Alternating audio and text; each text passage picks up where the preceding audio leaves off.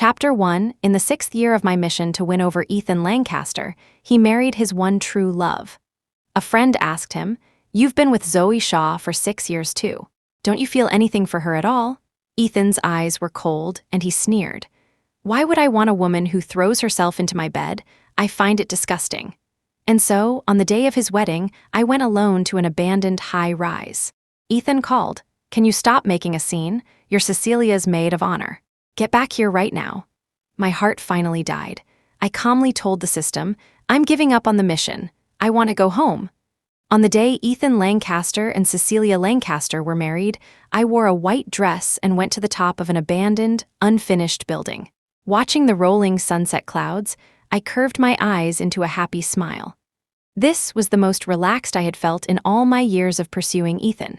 My phone was flashing relentlessly, with countless people calling me as if they were determined to blow it up. I ignored them all until a call came from Ethan. My heart leaped, and I answered with a flicker of foolish hope. But when the call connected and I heard his icy voice, I instantly regretted it. "Where did you run off to now?" Ethan said. "I'll have someone pick you up." He paused, then continued, "Stop making a scene. Cecilia is worried sick about you. You're her maid of honor, her sister. You need to come back."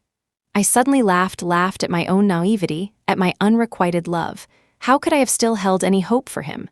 I said softly, "Ethan, if Cecilia knew that her maid of honor, her own sister, had been sleeping with her husband for the past 6 years, would she be so devastated she'd have a complete breakdown?" My voice was quiet, but Ethan fell silent. After a long moment, he said in a low, threatening voice, "Zoey, don't push your luck." Hearing his words, I wiped the tears from the corners of my eyes and hung up. On the massive screen of a distant skyscraper, a declaration of Ethan's love for Cecilia was playing on a loop. The entire city was drenched in the fragrance of roses, a grand wedding Ethan had arranged for her.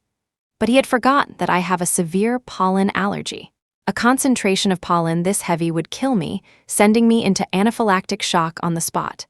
Then again, Ethan's heart only had room for Cecilia. How could he possibly remember anything else? I clutched my chest, which ached so much it felt like I was suffocating, and mocked myself in a low voice. So my heart could still ache for Ethan Lancaster. How pathetic. Seeing a picture on my social media feed of Ethan smiling tenderly at Cecilia, I felt a wave of dizziness. So Ethan had a gentle side. It was nothing like the Ethan in my memory. The Ethan I remembered always had a dark expression and kept his distance from me.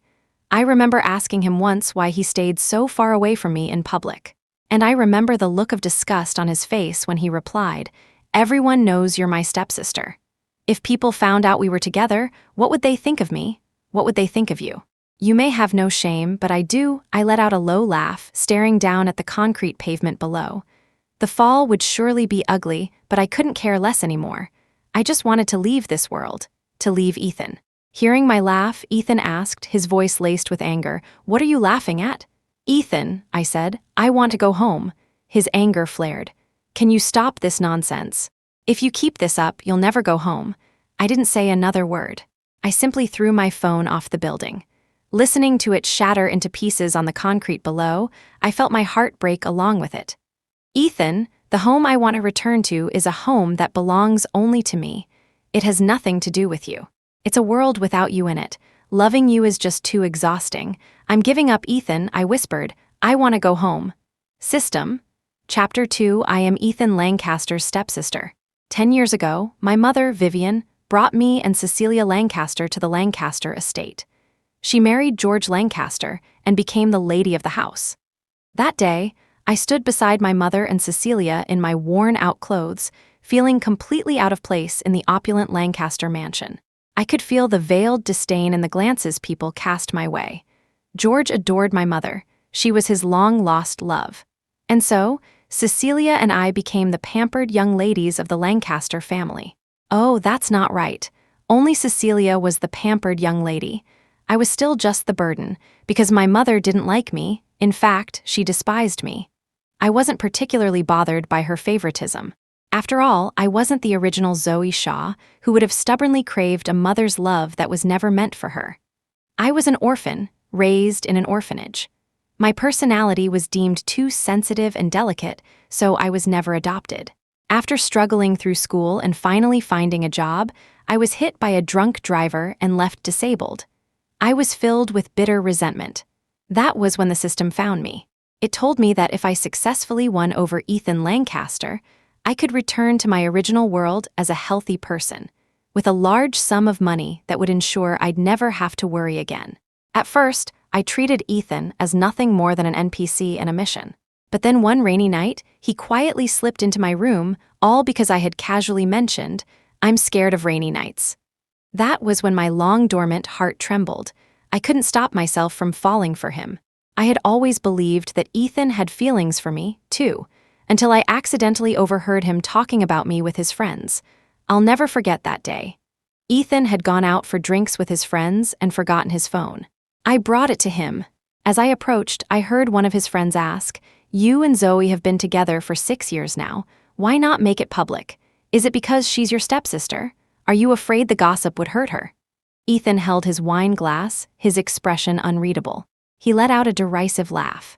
"Who would fall for a woman who throws herself at you? A woman that's shameless is only good for a bit of fun. Do I care if she's hurt by gossip? I'm afraid Cecilia would be upset if she found out. Keep your mouth shut. Cecilia is preparing to come back from abroad, so don't let this get to her." The moment he mentioned Cecilia, his eyes softened instantly. Ethan's friends understood him immediately. If they could understand, how could I not? Ethan continued, "I've been laying the groundwork with the old man for years, planning everything, so that when Cecilia and I get married, no one will dare say a word against our relationship." Listening to his plans, my heart slowly sank into an icy abyss, so cold it made me shiver. So all his preparations over the years weren't for me. They were for Cecilia, my sister. Ethan added, "Not that anyone would dare say anything, really, but I still can't bear the thought of Cecilia being subjected to gossip. I wouldn't let her suffer even the slightest hurt." Seeing the tenderness in his eyes, my tears fell. All these years with Ethan, he had always told me that even though we weren't related by blood, we were still siblings on paper. Announcing our relationship rashly would be met with opposition and malicious scrutiny from everyone. It turned out that wasn't the reason at all.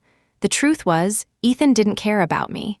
He was unwilling to go public because he was afraid of what Cecilia would think. All his elaborate plans were for her. I couldn't bear to listen to their cheerful banter any longer. I fled in humiliation. On my way out, it began to pour rain.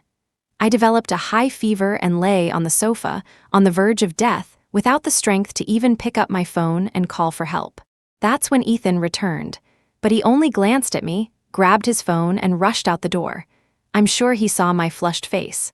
I'm certain he knew I was sick because as he passed by, he covered his nose and mouth, afraid of catching whatever I had. But he still left without a second thought. The next day, having narrowly escaped death, I found out the reason for his hurry. Cecilia had returned from abroad. Chapter 3, "The return portal is ready," the system said. "You can jump now." I closed my eyes, and just as I was about to leap, I heard a commotion from downstairs. Thanks to the system, I could see a group of thugs pushing a young man around. His face was covered in bruises, and his body was littered with injuries. As they headed for the rooftop, I quickly hid. I watched as the young man, like a fish out of water, was slammed onto the dusty ground, gasping for air. The thugs rained punches on him, the dull thuds making my own heart tremble in fear. While I was still trying to figure out what to do, I saw the young man grope for a steel bar nearby and struggle to swing it, hitting one of the thugs. But no matter how fiercely he fought, he was no match for so many. Seeing that he was about to be overpowered again, I steeled myself, stepped out, and yelled, "Stop, I've already called the police." The faint sound of police sirens echoed in the distance. The thugs exchanged a look, then shot the young man a venomous glare. "You're lucky today. Just you wait." After the thugs left, I breathed a sigh of relief. "Thank you," I said to the system. My phone was already smashed to pieces downstairs. I hadn't called the police. The sirens were the system's doing. I glanced down at the bruised and battered young man, planning to find another place to jump. After all, if I died here, it would surely cause problems for him. Just as I was walking past him, the young man suddenly grabbed the hem of my dress. He smiled and said, You didn't really call the cops, did you, sis? Let me take you to my secret hideout.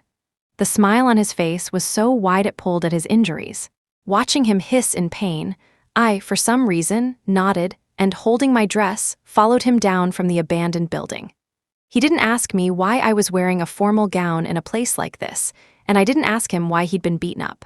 But as we passed my shattered phone, I hesitated for a moment, then picked it up anyway. Seeing this, the young man suddenly offered me a phone. Noticing my surprised look, he scratched his head and smiled. "This is my spare. You can use it for now. What if someone's trying to reach you?" Hearing his words, I couldn't help but smile bitterly. My mother had always hated me, seeing me as a constant reminder of her unpleasant past. She wished I would just disappear from the face of the earth. As for my half-sister, Cecilia, she might act like she cared about me, but I could see the hidden malice in her eyes. She hated me too. And Ethan? His heart and eyes were only for Cecilia. Today was their wedding day. Why would he be thinking of me? For the past 10 years, my life had revolved around Ethan. I had no friends of my own. There was no one who would be looking for me. I didn't speak, and neither did the young man. He led me to a hidden warehouse, surrounded by a garden of flowers. I hesitated. With such a dense thicket of flowers, walking through would send me straight into shock. Seeing my hesitation, a look of understanding crossed the young man's face. "You're allergic to pollen too, sis." "So am I." As I looked at him, puzzled, he gave a pained grin. "These are all dried flowers. No pollen, don't worry." Just then, the system's voice suddenly sounded. "Host, a temporary mission has been triggered. Apply medicine to Leo Sterling. Reward, $1 million. The young man before me was the Leo Sterling the system had mentioned. I hesitated for a moment, then said to Leo, "Let me help you with your wounds." Leo was stunned for a second, then quickly nodded with a smile, bringing out a first aid kit. I took a look. All the miscellaneous medicines were expired. I said, a little helplessly, "These are all expired." Leo said nonchalantly, "Doesn't matter, I've been taking these all along. As long as they don't kill me, it's fine." Chapter 4. Helplessly, I took out the spare phone Leo had given me and put my SIM card in it. I thought no one would be looking for me, but to my surprise, the moment I turned on the phone, I saw a flood of messages. Not a single one of them, however, was concerned about where I was. Ethan had called a dozen times and sent over 10 texts. All of them were cursing me for being thoughtless and upsetting Cecilia. There were also a few messages from my mother. "If you don't come back, you can forget about having me as your mother." And 1 or 2 insincere messages of concern from Cecilia. I read through them one by one, deleted them, and then blocked each of them. After dealing with all that, I smiled at Leo. "You really shouldn't use expired medicine in the future. The effects will be diminished." With that, I ordered a new batch of medical supplies online. When the delivery arrived, it came with a hot milk tea. Leo handed it to me, saying, "Sis, when you're unhappy, have something sweet. It'll make you feel much better." I took the milk tea, feeling the warmth in my hands, my thoughts racing. Ethan liked slender women, so I had always consciously controlled my diet. I had never touched high-calorie drinks like milk tea. Later, when I saw Ethan hand a milk tea to Cecilia with a doting look, I realized it wasn't that he liked slender women, but that the woman he liked just happened to be slender. Snapping back to reality, I saw that Leo had already put the straw in for me. I took a sip. It was indeed very sweet, but it didn't suit me. I set the milk tea aside and leaned over to apply medicine to Leo's wounds. Only then did I notice the tips of his ears were slightly red. He smelled of clean soap, a dry, sunny scent. Unlike Ethan, who always smelled of expensive men's cologne. My heart suddenly grew quiet. Leo abruptly looked up, and our foreheads collided. Seeing me clutch my forehead, with tears welling up in my eyes, Leo panicked. He cupped my face, carefully wiped away my tears, and then took out a bottle of liniment to gently rub on my forehead. His face was calm, but the tips of his ears were red enough to bleed. Suddenly, an angry voice came from the warehouse entrance. "What do you two think you're doing?" I looked up and saw Ethan, who was supposed to be at his wedding. He was still in his groom's suit, his expression ugly. He strode forward, pulled me up, and pinched my chin, saying coldly, "Can't you live without a man for 1 second? Are you this desperate to fool around with someone else? You are so cheap." Even though I had already lost all hope for Ethan, his words still stabbed me deeply. Leo quickly pulled me behind him, shielding me. Seeing this, Ethan grew even angrier. You left the wedding without a word. Mom and Cecilia were worried sick about you. I can't believe you'd stoop so low as to hang out with a punk like this. Can you please stop disgracing the Lancaster family? Hearing this, I gave a scornful smile. Yes, I was always disgracing the Lancaster family. In Ethan's eyes, I was just a scheming gold digger who would do anything to get into his bed and cling to him. He despised me, yet he slept with me time and time again. I had always thought that if I just tried hard enough, I could bring our relationship to a happy ending, because I truly loved him. I loved him so much I would have given my life for him. I lowered my head and said softly, Ethan, if you're here with me now, aren't you afraid Cecilia's heart condition will act up, or that her depression will flare? Chapter 5, my words sent Ethan into a rage. Zoey Shaw, he roared. How can you be so venomous? Cecilia is your sister, and you're cursing her. Get back here with me right now. Cecilia is still waiting for you at home. She wants you to witness her happiness. Why do you have to be so willful? I looked at the furious Ethan, my chest aching so much I could barely breathe. So this is what it looked like when Ethan cared about someone. You couldn't even say a single bad word about them. Then what was I for these past 6 years? I murmured the question aloud. Ethan froze. Before he could answer, I swallowed the pain in my heart and asked, Ethan, why are you so insistent that I go back? Cecilia said she wants you to be her maid of honor, Ethan replied. She just got back to the country and doesn't have any friends, so it has to be you. I looked at Ethan, a sense of hopelessness washing over me. My heart suddenly felt numb beyond the point of pain. There was no way Ethan didn't know about my feelings for him, yet he was demanding that I be Cecilia's maid of honor. I touched my cheek and realized it was wet with tears. I was about to refuse. But then Ethan said, Zoey, I suggest you think this through. Think about this man next to you as well. You wouldn't want him to be unable to stay in Viridia because of you, would you?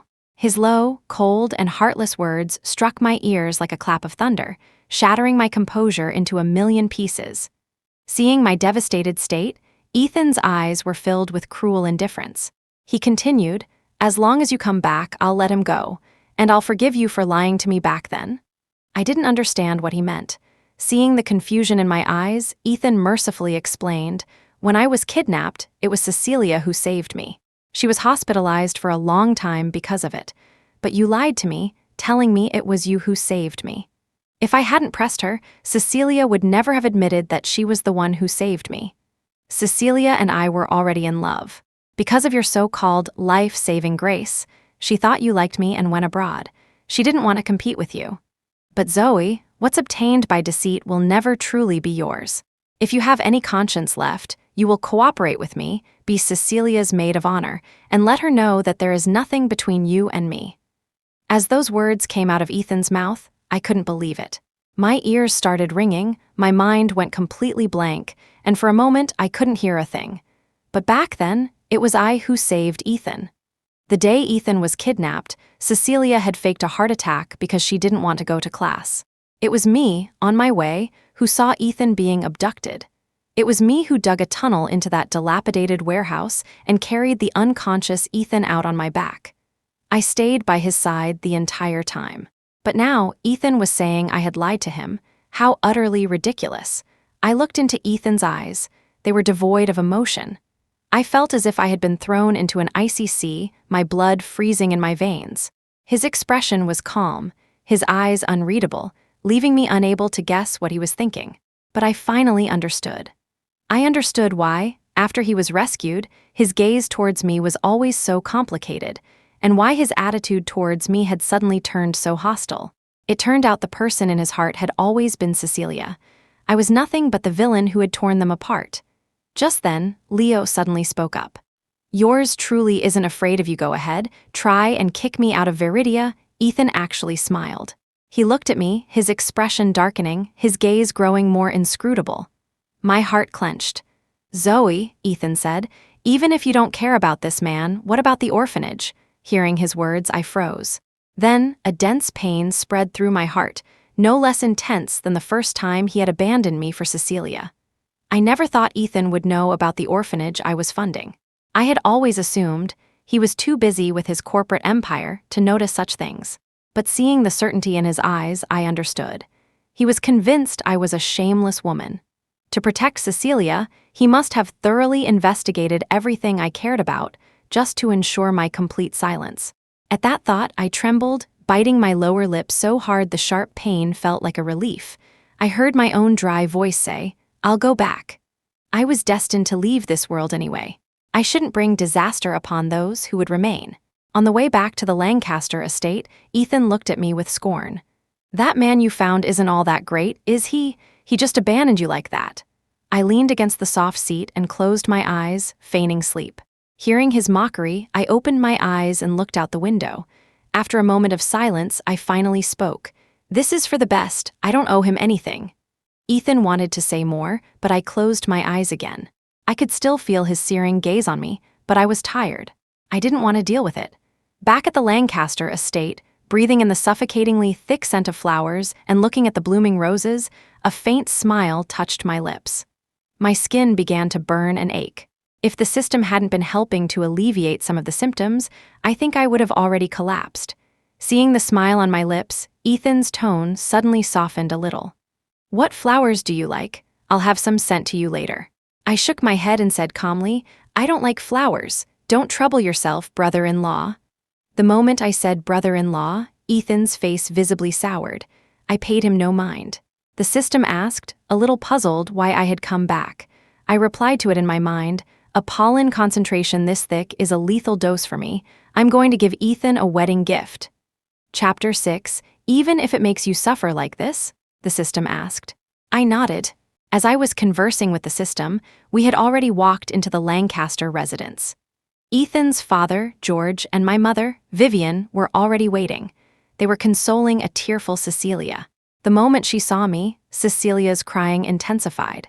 She sobbed and said to me, "I thought you hated me, sister, and didn't want to be my maid of honor." George said nothing, but the look he gave me was complicated.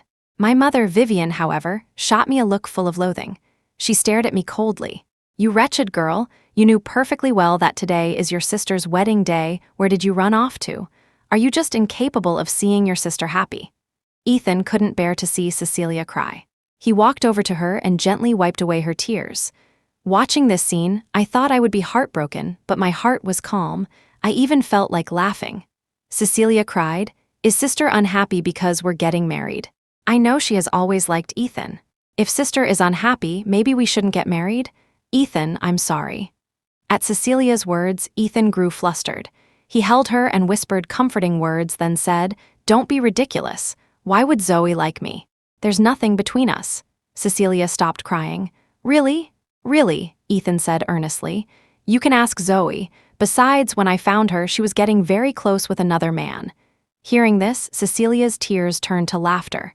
"Is that sister's boyfriend? What kind of person is he?" Ethan fell silent. I, on the other hand, smiled and said, "He's not my boyfriend, but if he were willing, I wouldn't be opposed to dating him." My words made Ethan's face darken. He blurted out, "A man like that? Don't let yourself be cheated out of your heart and body." Looking at Ethan's handsome face, I found it laughable. I said lightly, "My heart and body were lost long ago. Do you want me to tell you why?" Hearing my words, a flicker of panic crossed Ethan's eyes. The next second, my mother slapped me across the face. She screeched, "How could I have such a shameless daughter? Today is your sister's wedding. You better behave yourself and watch your mouth." I looked at her in silence, a bitter taste filling my mouth. So my mother had known about my affair with Ethan all along. I let out a low laugh. Just like the original Zoey Shaw, I too had once longed for a mother's affection. Now I finally had to admit it. A mother's love for her child is not always unconditional. Chapter 7, Zoey Shaw and Cecilia Lancaster were half-sisters, sharing the same mother. Vivian Lancaster had always despised Zoey, because Zoey was the child she had with a man she did not love. In her youth, Vivian had a passionate, whirlwind romance. But Zoey's maternal grandparents disapproved of her first love, believing him to be a bad influence, and forced Vivian to marry Zoey's father. Zoey's father was an honest, simple man, a carpenter by trade. He spent his days buried in his work, his only thought to earn a little more money to support his family. After Vivian gave birth to Zoey, Zoey's father fell ill. Not wanting to be a burden on Vivian, he chose to divorce her. His only hope being that Vivian would take Zoey with her, giving the girl a chance at a normal life. But the moment Vivian signed the divorce papers, she dumped Zoey with her grandparents. She couldn't wait to marry her first love, with whom she soon had Cecilia. That was why she adored Cecilia. To her, Cecilia was the fruit of her love, while Zoey was merely a symbol of her wretched past. Her grandparents' health was poor, so they had no choice but to send Zoey to live with Vivian. Vivian treated Zoey with constant disdain, while Cecilia always saw Zoey as an outsider who had disrupted their family, speaking to her with daily sarcasm. In that family, only Vivian's first love ever showed Zoey any kindness, sometimes giving her white rabbit candies. But the way Vivian's first love looked at Zoey was strange. The young Zoey didn't understand what that look meant, but as an adult, I knew exactly what it signified. When I arrived in this world, it was on the day of Zoey's birth. I watched as she, driven by instinct, tried to get close to Vivian, only to be secretly tormented by her. I could only watch from the sidelines, powerless. Finally, when Zoey had a high fever, Vivian still forced her to do chores. She accidentally broke a cup and was thrown out of the house into the freezing cold. I watched anxiously as she pounded on the door, saw the triumphant smiles of the mother and daughter inside, and watched as Zoey took her last breath. With the system's help, I became Zoey Shaw. As the original Zoey was dying, she was still muttering "Mommy" and "Daddy." Just as I was planning to cause trouble for Vivian's first love, he got drunk and was killed in a car accident. At the funeral, Vivian and Cecilia cried their hearts out. My own heart, however, was calm. When Vivian was about to marry George Lancaster, I initially didn't want to follow. But the system told me that the person I had to win over was George's biological son. So I had no choice but to grab onto Vivian and beg her not to abandon me. In front of George, Vivian couldn't reveal her cold, selfish nature, so she reluctantly brought me along. Cecilia and I were both so-called burdens, but Vivian loved Cecilia dearly. So Cecilia became the young lady of the Lancaster house, while I was just a stranger living under someone else's roof. George and Vivian had known each other for a long time. She was the one that got away. Because of this, Ethan had always believed that Vivian was the reason his own mother died of depression. He never treated me or Cecilia with any kindness. He only seemed to move past it as he grew older, but he still despised Vivian. In the 6 years we were together, we argued more than once because of her. I used to secretly rejoice in this. His hatred for Vivian was so strong that it extended to me, her unloved daughter. Surely it would be even worse for Vivian's beloved daughter. But then I saw Ethan abandon me on a street in Paris for Cecilia's sake. When I was cornered by thugs, he hung up on my call for help just to soothe Cecilia to sleep. When I was sick, he accused me of faking it and poured a bucket of cold water over me. He left me when I was barely breathing to go have dinner with Cecilia in Paris. I should have understood long ago. I just always thought that I was dealing with the real Ethan, that to him, with all his moods and emotions, I was different. How pitiful a woman in love can be. Chapter 8, Vivian dragged me upstairs, her grip tight. As soon as we were upstairs, she flung my hand away and obsessively wiped her own fingers with a tissue, as if I were some piece of trash. She looked at me coldly. "Zoey, Cecilia is a good girl. She's not scheming like you. She's very pure. Back then, because you liked Ethan, she chose to go abroad to give you two a chance, even though she and Ethan were in love.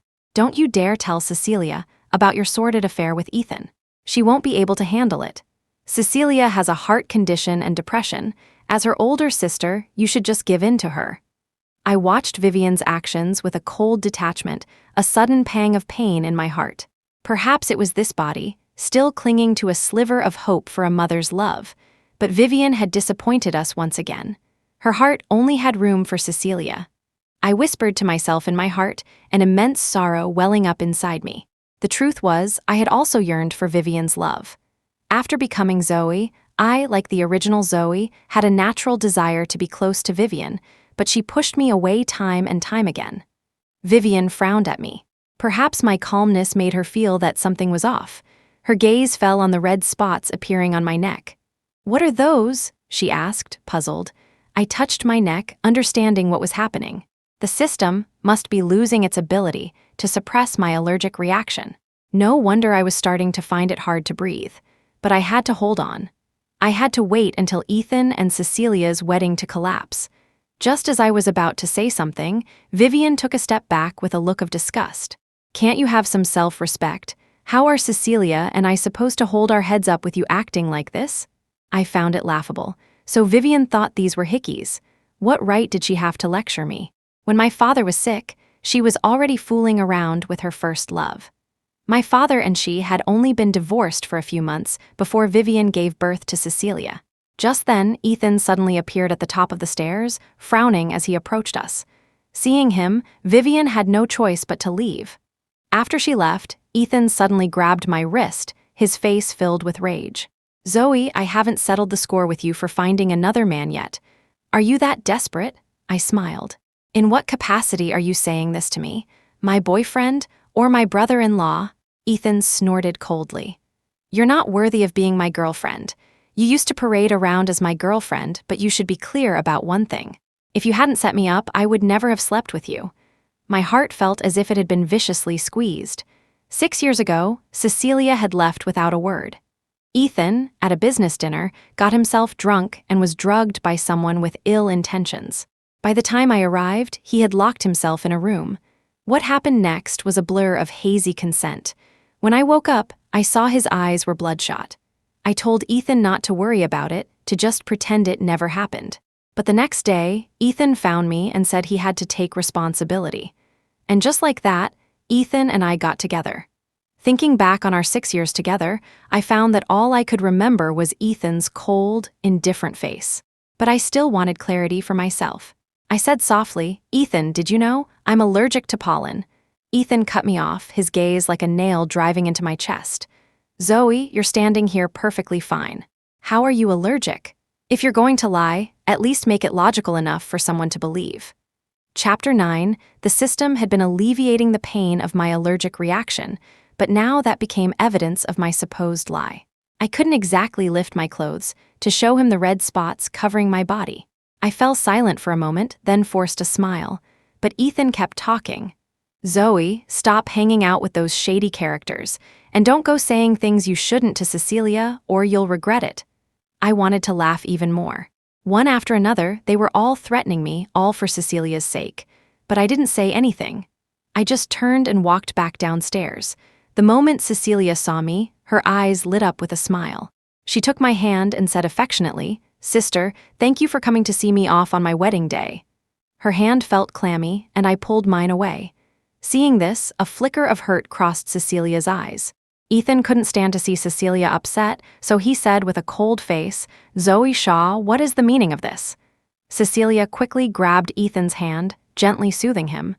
Sister didn't mean it, she said to Ethan. She was once dragged into an alley. Maybe that incident left her with some trauma. Suddenly, as if remembering something, Cecilia gasped and covered her mouth. But she had already said what she needed to say. My heart sank. I was suddenly grateful that it was me standing here now, not the original Zoey. That it was me who had gone through those things, not her. I stared at Cecilia coldly. My gaze, so cold it could kill, frightened her. She quickly hid behind Ethan. She tugged on Ethan's sleeve and whispered, I'm sorry, sister. I didn't mean to, I said, word for word. You did it on purpose. That day, you were right behind me. Why didn't you call the police?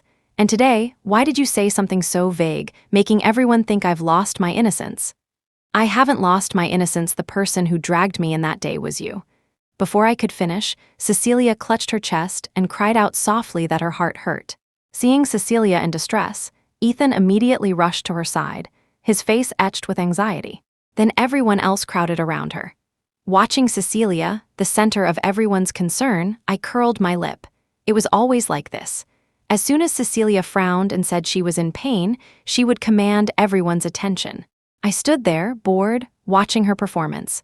I watched as the expression on her face gradually relaxed. Then she slowly lifted her tear-filled eyes to Ethan and said, It's all my fault for making sister angry. Ethan's gaze toward me suddenly turned icy and profound. He said coldly, Zoey Shaw, apologized to Cecilia. I shook my head. Ethan carefully helped Cecilia to one side, gently stroking her head before standing menacingly in front of me. His voice was calm. I'll give you one more chance. Apologize to Cecilia. The anger in Ethan's eyes swirled. I knew that if I refused, I would face a painful lesson. But suddenly, I didn't want to endure it anymore. I didn't understand why Ethan had to treat me this way. An overwhelming wave of hatred washed over me. I hated Ethan for his heartlessness and indifference, hated Vivian for her neglect and favoritism, and hated my own naivety for thinking that if I were good enough, I could win their approval. Now I saw how wrong I was. I tried to leave, but Ethan suddenly grabbed me.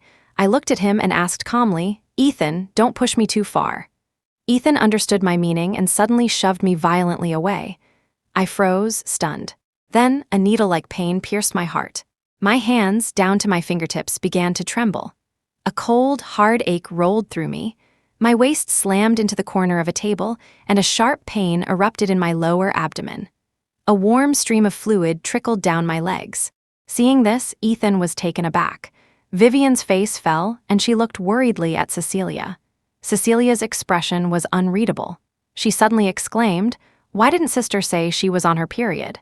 It's a family tradition that someone on their period can't be a bridesmaid.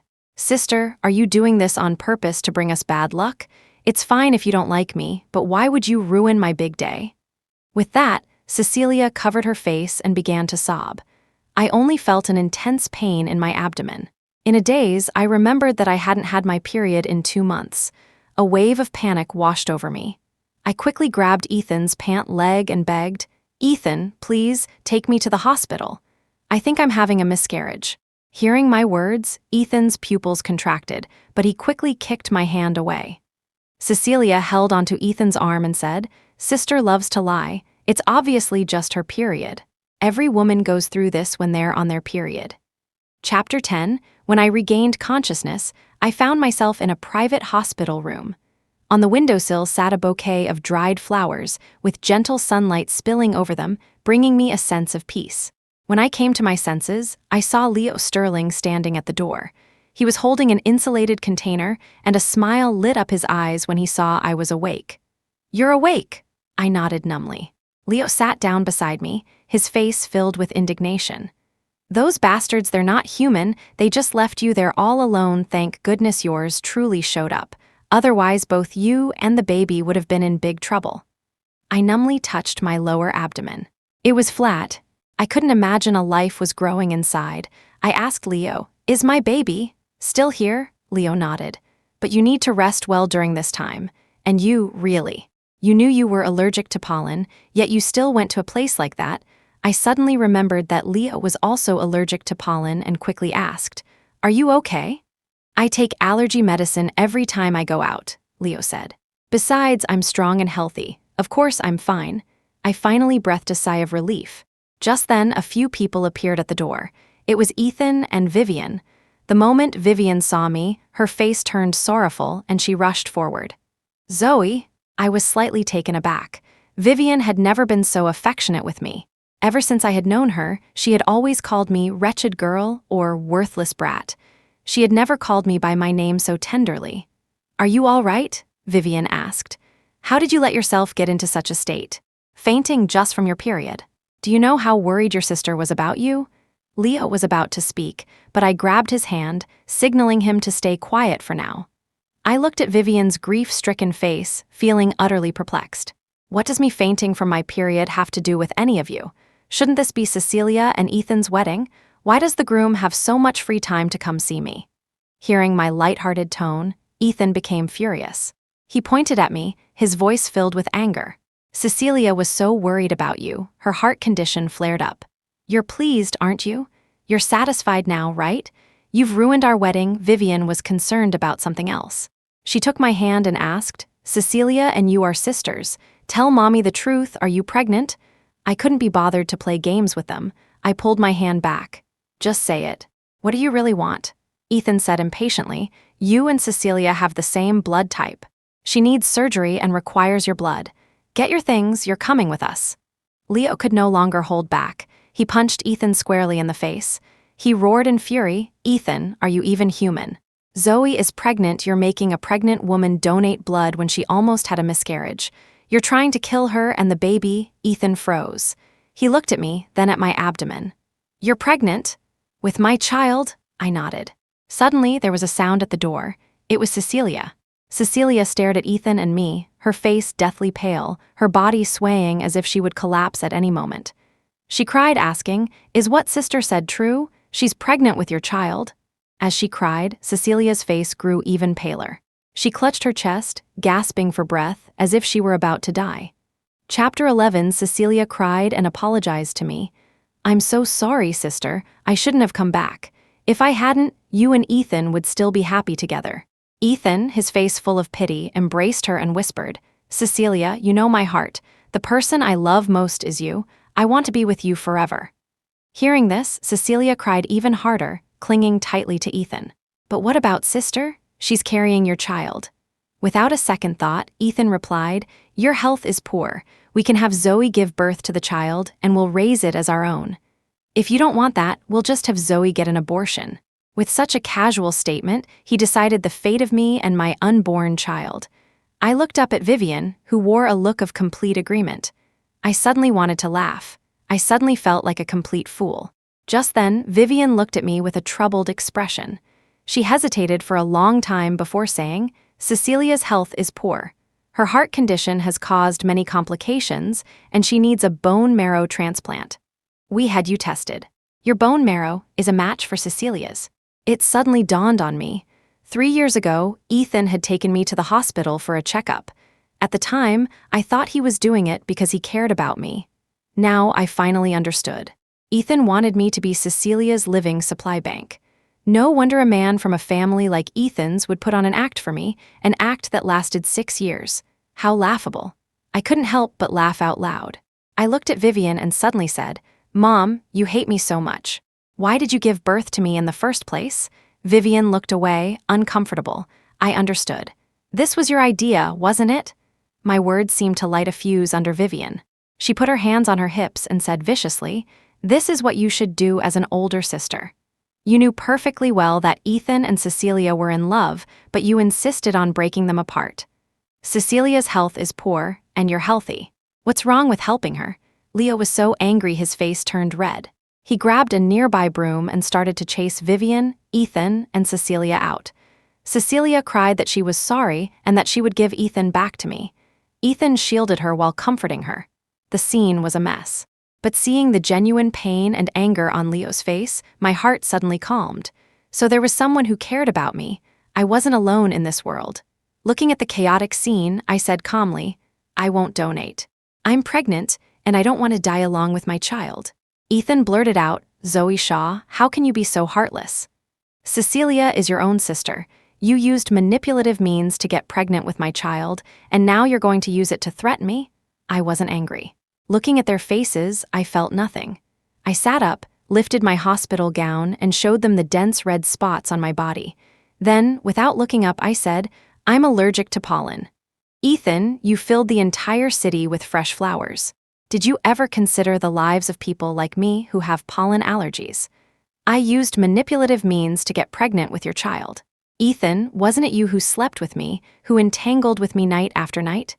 Now that Cecilia is back, you want to hide all this so you can continue playing the part of the devoted lover?" Chapter 12. I suddenly remembered the days when I first came to the Lancaster household, long ago. George Lancaster hovered around Vivian, trying to win her favor through me and Cecilia.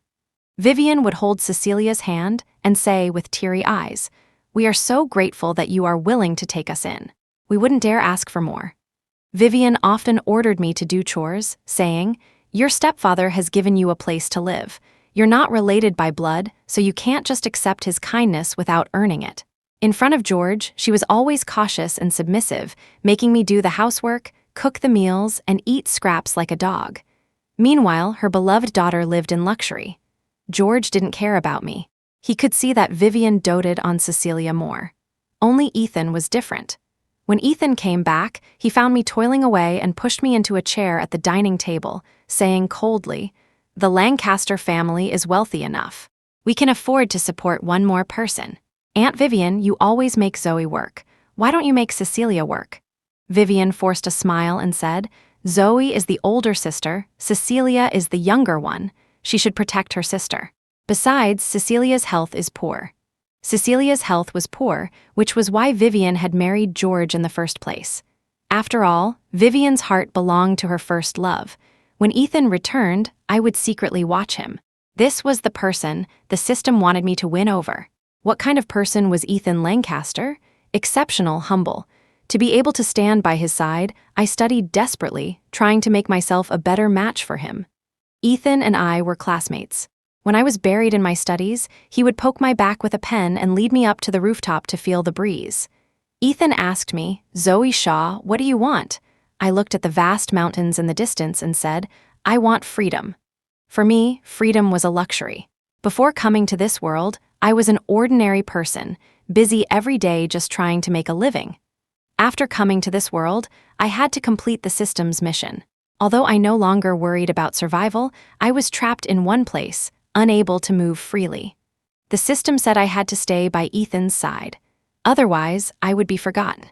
The Ethan in my memory was truly a wonderful person. He would laugh and snatch my homework, then pull me outside to run. We wandered through streets and alleys and hiked along mountain trails. Ethan always told me, "Don't live for anyone else, live for yourself." And when I was afraid on rainy nights, he would sneak into my room, sit by my bed, and tell me stories. I wasn't a very good person, but for Ethan, I was willing to become one. Only I knew about the dark emotions churning inside me. The system was the thing that kept me in check. I had originally planned to complete the mission and return to my world, but seeing this side of Ethan, I couldn't help but fall for him. How could I not? He was the bright moon rising in my barren life, his light enveloping me with gentle certainty. In two worlds, he was the only one who had ever cared for me so earnestly. He was also a soft-hearted person. When I saw an orphanage that looked almost identical to one from my other world, he didn't hesitate to pull out his money and sponsor them. But this good Ethan, when did he change? I don't know. All I know is that the later Ethan was cold and ruthless. He always looked at me with a scrutinizing, superior gaze. He was judging me. Chapter 13, the world in front of me suddenly dissolved into chaos. As I lost consciousness, the last thing I saw was Leo's concerned face. In a daze, I had a dream. I dreamed of my 20th birthday, the day before Ethan was kidnapped. That year, Vivian forgot my birthday. I didn't feel much about it, as I had already accepted the fact that she only cared about Cecilia. I passed by a coffee shop and saw a couple sitting by the window. The girl was holding a small, delicate-looking white cake. It looked delicious. I remember Ethan was with me that day. Seeing me staring at the cake, he smiled and said, "Want some cake?" I shook my head. "You're so young, why do you always look like you're carrying a deep grudge?" Ethan said. "From now on, when life gets bitter, eat more sweets." He took my hand, led me into the coffee shop, and ordered many different kinds of cake for me. I frowned and said I couldn't finish it all. Ethan laughed heartily. "Zoey Shaw, you're a young lady of the Lancaster family too. If you can't finish it, then don't." But then I had another dream. I dreamed that I was finally at the altar with Ethan. He was wearing a handsome suit. His face was filled with a sorrow I couldn't comprehend. I didn't understand his sadness, but he looked so heartbroken that my own heart shattered. Ethan said, "Zoey Shaw, if one day I don't love you anymore, you mustn't love me either." As soon as he finished speaking, a crowd of people rushed in and dragged him away. I desperately reached for him, but I could only grasp a torn piece of his sleeve. And then I woke up. When I opened my eyes, Leo was keeping watch by my side, his head nodding off before he would jolt himself awake. I didn't make a sound, but Leo still noticed I was awake. He asked excitedly, "You're awake, are you feeling uncomfortable anywhere?" I looked at Leo, who was bustling about for my sake, and felt a warmth in my heart. Leo said, "I kicked them out. What's so great about the Lancasters of Veridia? They can't boss us around." This hospital was part of Leo's family's business. Thanks to him, I was staying on the top floor. Leo said, "Yesterday you fainted, and your sister was about to faint too." Luckily, I saw right through her. She was faking it. You should have seen the look on Ethan's face when he realized she was faking. She was putting on a whole act, so I just said, "Girl, I get you, 'cause I'm a two-faced bitch too." You have no idea how priceless her expression was. Leo's animated storytelling reminded me so much of the old Ethan. Seeing my expression darken, Leo looked a little embarrassed. "Am I being too loud?" I smiled and shook my head. Of course I didn't think Leo was loud. He was just like the Ethan from years ago, adding a splash of vibrant color to my monotonous and somewhat gray life. I said softly, "Leo, I want to go hiking tomorrow." Leo agreed without a second thought. He wanted to go with me, but he had a competition the next day and couldn't get away. In the end, his cousin accompanied me. Iris Sterling had a round face. The moment she saw me, she exclaimed, "Wow, sister, you're so beautiful." Iris, like Leo, was cheerful and talkative. Under Leo's reluctant gaze, she and I went hiking. But our luck was bad. A sudden downpour started halfway up the mountain. Iris and I found a small shop at the scenic spot to take shelter. While my phone still had battery, I sent a message to Leo to let him know we were safe. The rain grew heavier. Iris and I prepared for the worst, spending the night on the mountain and waiting for rescue. At 6 in the morning, Leo appeared before me, drenched from the rain, his hair matted with mud, panting as he led a rescue team. He appeared with the sunrise. I was surprised. "What are you doing here? It's so dangerous." His face was pale, but he still managed a smile. "You and Iris are both here. I couldn't rest easy. Besides, you have a baby on the way." Chapter 14. When we returned to the city, a man rushed over and hugged Iris tightly. I felt a little embarrassed. "I'm sorry. It's my fault for insisting on going hiking. I've troubled Miss Sterling." Iris and the man said in unison, "It's okay." Then they looked at each other, a spark of affection in their eyes. I watched from the side, realizing this was what mutual love looked like. The man's name was Felix Thorne. Felix didn't blame me at all. Instead, he comforted me. "Rory is a very capable person. It's good that she was with you." I gave a polite smile and walked away. I didn't want to disturb the young couple's reunion. I moved to the side and suddenly saw Ethan and Cecilia. They were stuck together like glue, walking into a lounge. They didn't even bother to close the door properly. They kissed each other eagerly. Cecilia looked up at Ethan, tracing his jaw with her finger. Ethan looked down at her. They kissed, the sound of their saliva mixing filling the room. Cecilia's cheeks were flushed. She tugged at Ethan's shirt, pulling his hand inside her clothes. The scene before me made my eyes widen in horror. The bile that had just settled in my stomach rose again, and I gagged, retching on the side. They were so engrossed in their passion that they didn't even hear my faint sounds. The air was thick with a sickening, suffocating smell. "Ethan," Cecilia said, her eyes red, their lips parting with a string of saliva. "Well, you think I'm shameless being with you like this, but I'm just so scared. When I think about you and sister having a child and I have nothing. I can't compare to her. All I have is my body. Please, don't despise me for it." Before she could finish, Ethan covered her mouth with his again. I couldn't ask for more. What happened with Zoey was just an accident. You're the only one in my heart. I could only close my eyes, but their lustful sounds were everywhere. A shrill ringing suddenly cut through the air, piercingly clear in the quiet lounge. The two bodies tangled on the sofa briefly snapped out of their haze. Cecilia reached out and silenced the phone, but the piercing ring sounded again the next second, as if declaring, "I'll keep calling until you answer." Ethan answered impatiently.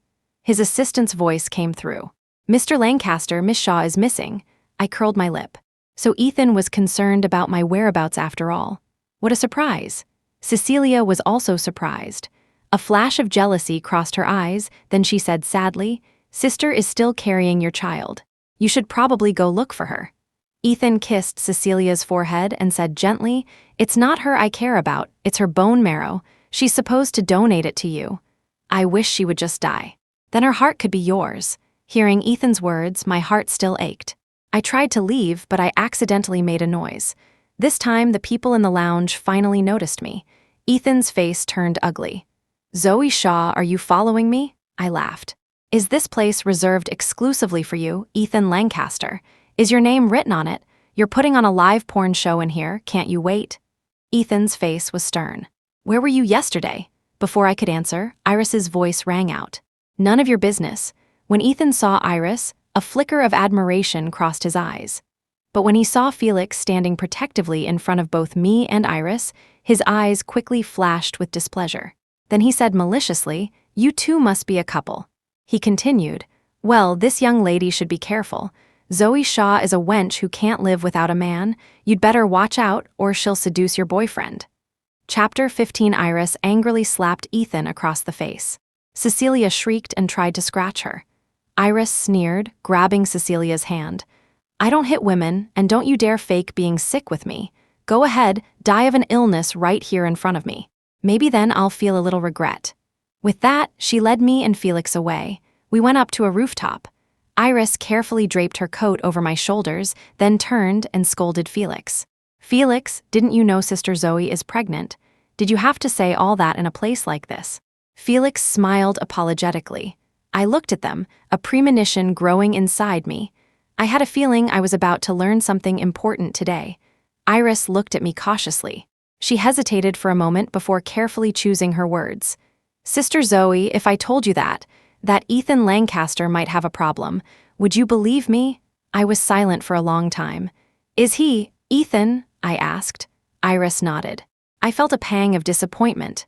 Seeing my disappointed expression, Iris quickly added, Sister Zoey, what I mean is he is Ethan, but at the same time, he's not Ethan. Do you believe that this world is actually a world inside a book?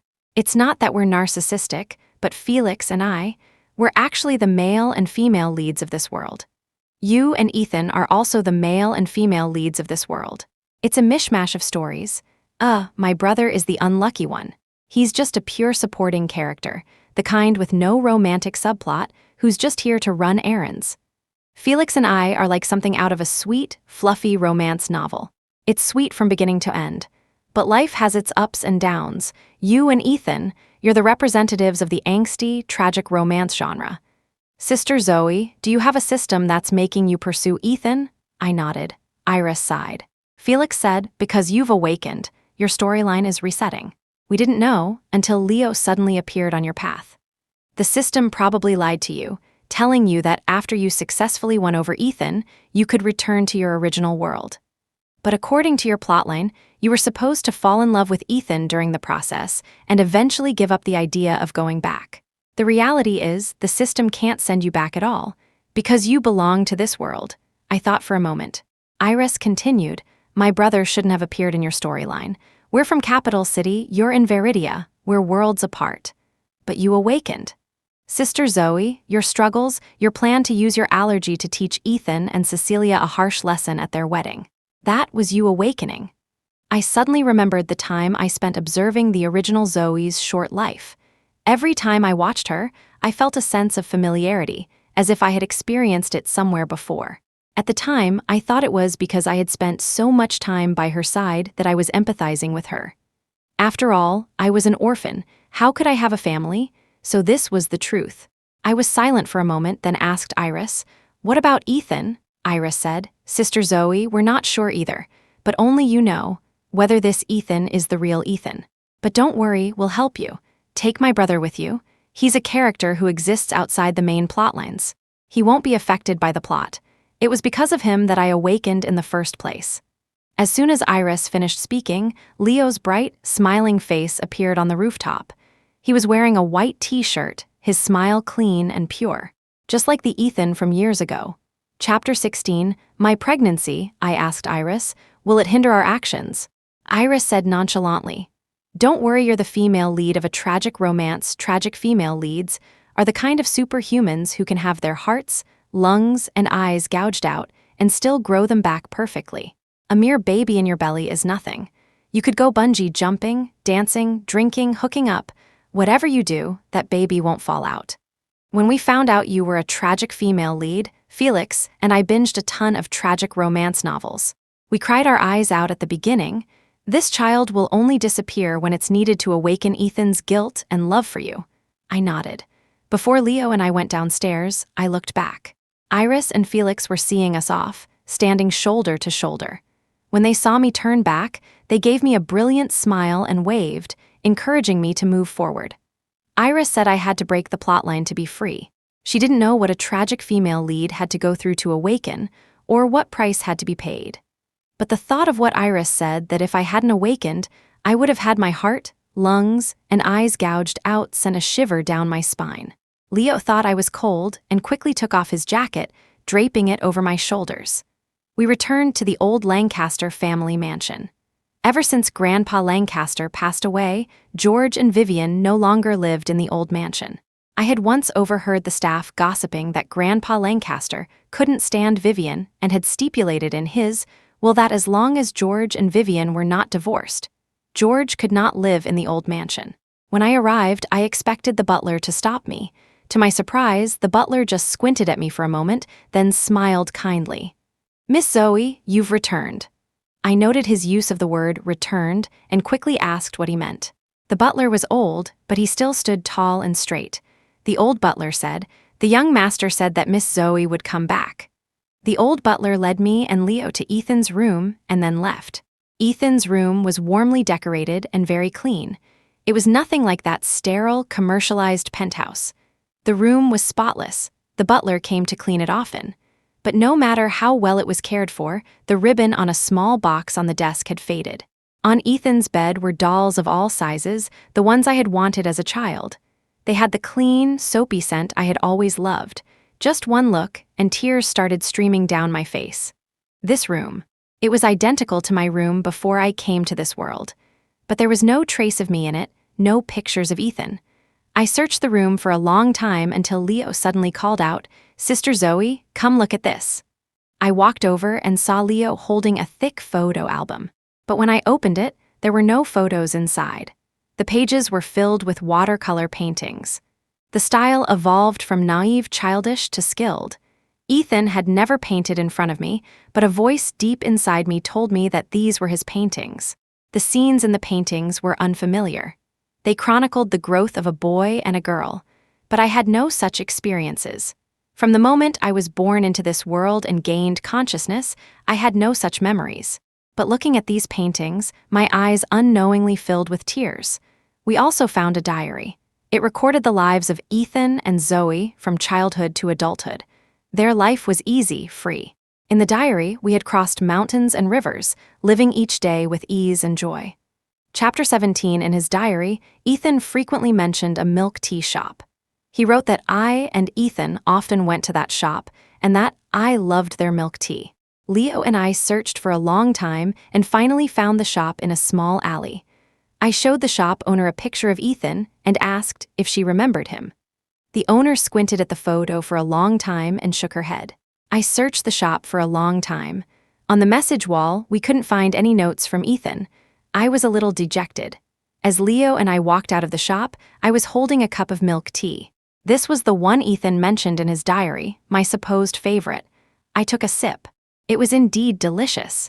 The old me would have loved this flavor. We passed a young couple. The boy, in a school uniform, said to the girl, "See you tomorrow." The girl watched him leave, her eyes filled with restrained affection. "See you tomorrow," she whispered. Leo slapped his forehead.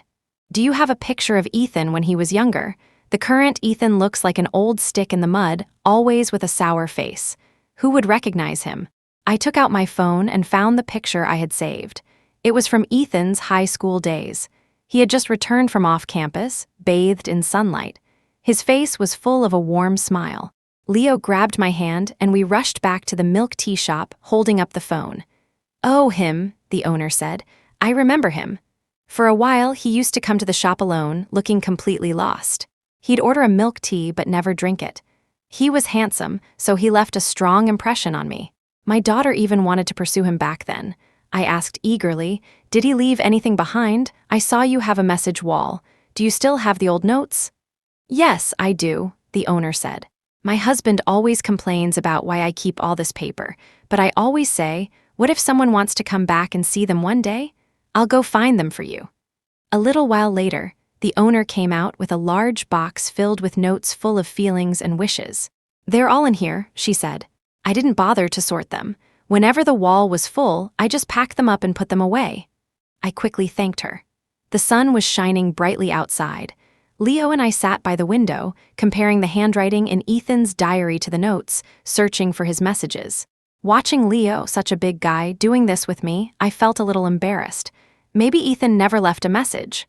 Leo said seriously, "Have you noticed? Ethan is trying to give you clues, but he's not being too obvious about it. I'm more inclined to believe he's wary of something. Because this diary isn't signed.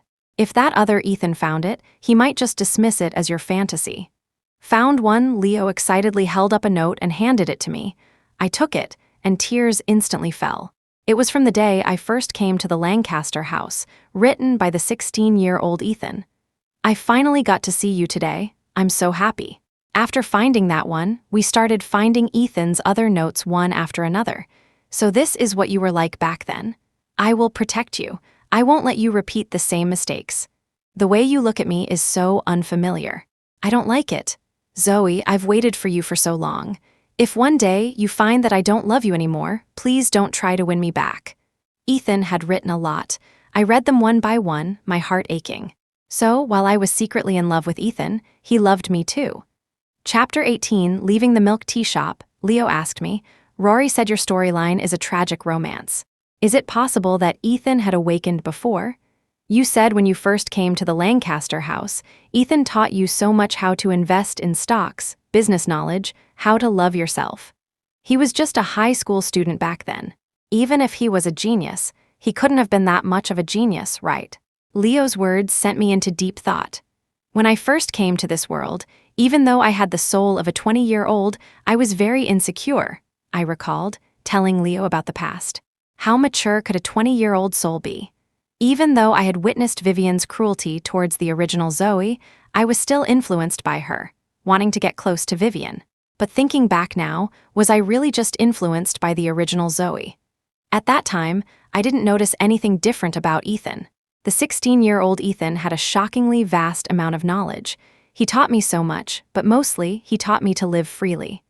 The thing he said to me most often was, a person shouldn't be consumed by love, or they'll end up like a tragic character in a play, digging for wild vegetables. You have to love yourself first, then others will love you. At the time, I thought Ethan didn't like me. After all, Ethan was dismissive of both Vivian and Cecilia, so I thought he was trying to warn me off. But now, I realize the surging emotions hidden beneath those words. I finally understand why Ethan's gaze towards me was always so restrained and sad. For Ethan, he was living with full awareness, desperately trying to make me wake up too. How much despair must he have felt watching me follow the system's instructions to win him over? Leo handed me a tissue. And another note. I just found this. It was stuck to the back of another one. It was Ethan's handwriting. The date was the day Cecilia went abroad. Ethan had written, "I'm sorry." When I saw that note, my mind buzzed.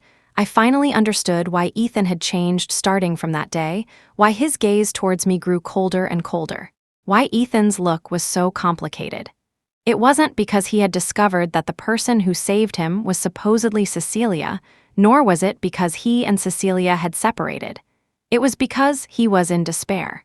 He had realized he was still following the path of the tragic romance. He wanted to warn me, but under the power of the plot, we became entangled. No wonder on the day after we first slept together, Ethan's eyes were filled with sorrow. He was grieving, but at that time, I didn't see his sadness. I couldn't comprehend his struggle. I don't know why Ethan didn't tell me, but I think he must have had his reasons. Leo asked me, "The Ethan of now, is he still the Ethan from your memories?" I covered my face. Tears streamed down uncontrollably. He has always been Ethan, but he's not the Ethan I fell in love with. He's not the one who's acting strange. The old Ethan was the one who was strange because we were just following the plot. At this thought, I broke down crying. I didn't know what I was crying for. According to the plot Iris told me about, we were supposed to go through a series of push and pull games. I was supposed to have my kidney, heart, lungs, and eyes gouged out, and finally lose the baby in my womb. Only then would Ethan start to come to his senses. He would start the crematorium chase to win me back. We would go through a series of ordeals, and only then would we get our happy ending. But did I want that kind of experience? Did Ethan want me to go through that kind of pain? I don't know if the unawakened me would have wanted it, but I don't. And I know that Ethan would never want me to become that kind of tragic female lead. He couldn't bear to see me suffer. I should have understood long ago. Chapter 19, the first time Ethan Lancaster saw Zoey Shaw, she was wearing a faded, old dress. Her shoes were so worn out they had a hole, revealing a round little toe. The toe, like the rest of her, seemed out of place and anxious in the opulent old mansion. As for Vivian and Cecilia, one was an old green tea, the other a little green tea. He had no interest in them. He actually despised the old green tea. Because of her existence, his own mother had died of depression. The old green tea had been involved with his old scumbag father long ago. After his mother's death, she couldn't wait to move in. Luckily, she didn't have a son, otherwise his grandfather and maternal grandfather would have broken the old scumbag's legs. It wasn't that the old green tea didn't try to have a son to compete for the Lancaster family throne, but the old scumbag was just useless. No matter how hard they tried, she couldn't get pregnant. Later, the old scumbag went to the hospital for a checkup and found out he was sterile. To put it bluntly, he couldn't have any more children. Putting aside the antics of the old and little green teas, Ethan's attention was completely captured by Zoey. He watched as Zoey, driven by a child's instinct, tried to get close to the old green tea, only to be pushed away time and time again. He watched as the little green tea used the Lancaster family name to run rampant at school, bullying Zoey. And Zoey, after a brief period of wilting, grew back with the resilience of a weed. Finally, when the old green tea was hitting and scolding Zoey, using her as an excuse for their humble circumstances, telling the old scumbag that Zoey was a burden and they didn't need to treat her so well, Ethan couldn't take it anymore. He said coldly, "The Lancaster family is wealthy enough. We can afford to support her. If she's a burden, then Cecilia is a burden too. If you're going to say that, then they should be treated the same." The old green tea said awkwardly, "Zoey is the older sister, Cecilia is the younger one. Besides, Cecilia has a heart condition. It's natural for the older sister to take care of the younger one." Ethan rolled his eyes. Perhaps because Ethan had spoken up for her, Zoey felt grateful. She gathered her courage and, despite her fear, tried to get closer to him. He watched her cautious approach and wanted to tell her she didn't have to be so careful, that he didn't bite. But watching her, Ethan found it amusing. To outsiders, Zoey was just a parasitic vine clinging to Ethan, unable to survive without him. Only Ethan and Zoey knew that she was no parasite. Her roots were sunk deep into barren soil, desperately absorbing nutrients, all so she could stand by his side. Zoey didn't know that Ethan knew her thoughts, and Ethan didn't want to tell her. But watching Zoey work so hard, just to become his legitimate wife who wouldn't hold him back, Ethan felt a pang of sadness. He didn't know what he was sad about, but after the sadness, there was a greater sense of unease. Much later, Ethan finally understood why he was sad. He didn't want Zoey to be like his mother, who was a celebrated belle of Viridia before her marriage, only to become just Mrs. Lancaster after marrying the old scumbag. He didn't want Zoey's brilliance to be merely a capital to enhance his own. He and Zoey should complement each other, not have such a brilliant woman hidden behind a man, just like his mother. But the Ethan of that time didn't know. He also didn't know that this world was a giant, poorly constructed stage. A script written specifically for him and Zoey was quietly being played out. Chapter 20, when the old green tea realized she couldn't produce a second prince to inherit the Lancaster throne, she started scheming to have Ethan and the little green tea get together. But Ethan had no interest in the little green tea. His heart, without him even realizing it, had already been given to Zoey. However, Zoey and the old green tea were not on the same side. The old green tea despised Zoey. Because the old green tea had been married 3 times. Zoey was the daughter of the old green tea and her first husband. The old green tea didn't love her first husband because he was a carpenter who spent all his time with wood and was not a man of many words. Moreover, he was the man her parents had forced her to marry. A forced connection is never a true one, but Zoey's father was a good man. After he was diagnosed with a terminal illness, he resolutely divorced the old green tea so as not to be a burden. The old green tea was not a good person. She had an affair during the marriage. Not long after the divorce, she got together with her first love and gave birth to the little green tea a few months later. The old green tea's first love was no good either, always looking at Zoey with lecherous eyes. Luckily, he died in a car accident. Otherwise, Ethan would have had to deal with him himself. But Ethan still had someone fill in the old green tea's first love's grave, ensuring that no one would visit on Memorial Day, and that his grave would be trampled by people and animals, but Ethan had to admit, the old green tea was lucky. Even though her first love was no good, he died before the problem could escalate. At that point, the old scumbag moved quickly and married her. When the old green tea found out she couldn't have a prince, The little green tea started acting coquettishly in front of him day after day, playing the damsel in distress. Ethan initially didn't want to bother with her and even wanted to throw the old green tea, the little green tea, and the old scumbag out. But the little green tea claimed that she and Zoey had a good relationship. Ethan probed around and finally discovered, to his despair, that Zoey couldn't let go of her mother and sister. Well, there was no choice but to hold his nose and bear it. But as he endured it, Ethan discovered that Zoey didn't like him. She was only close to him for his money, to support someone else with it. This made Ethan a little unhappy. It was fine to want his money, but she couldn't use his money to support another man. The night he slept with Zoey, it was actually the little green tea who had drugged him. But he had used his remaining rationality to find Zoey. He wanted to tell her. He didn't even know what he wanted to tell her. They just ended up sleeping together in a haze. He and Zoey got together. The old green tea's plans fell through, but she still didn't give up on trying to break them up. Later, Ethan found it hard to understand. Zoey was her daughter too, and Zoey was somewhat foolishly filial. If the old green tea had been just a little bit nicer to Zoey, Zoey would definitely have taken care of her in her old age. Ethan couldn't understand it, but he didn't have time to. Because after he and Zoey got together, all the problems suddenly erupted. Everyone thought Zoey had seduced Ethan.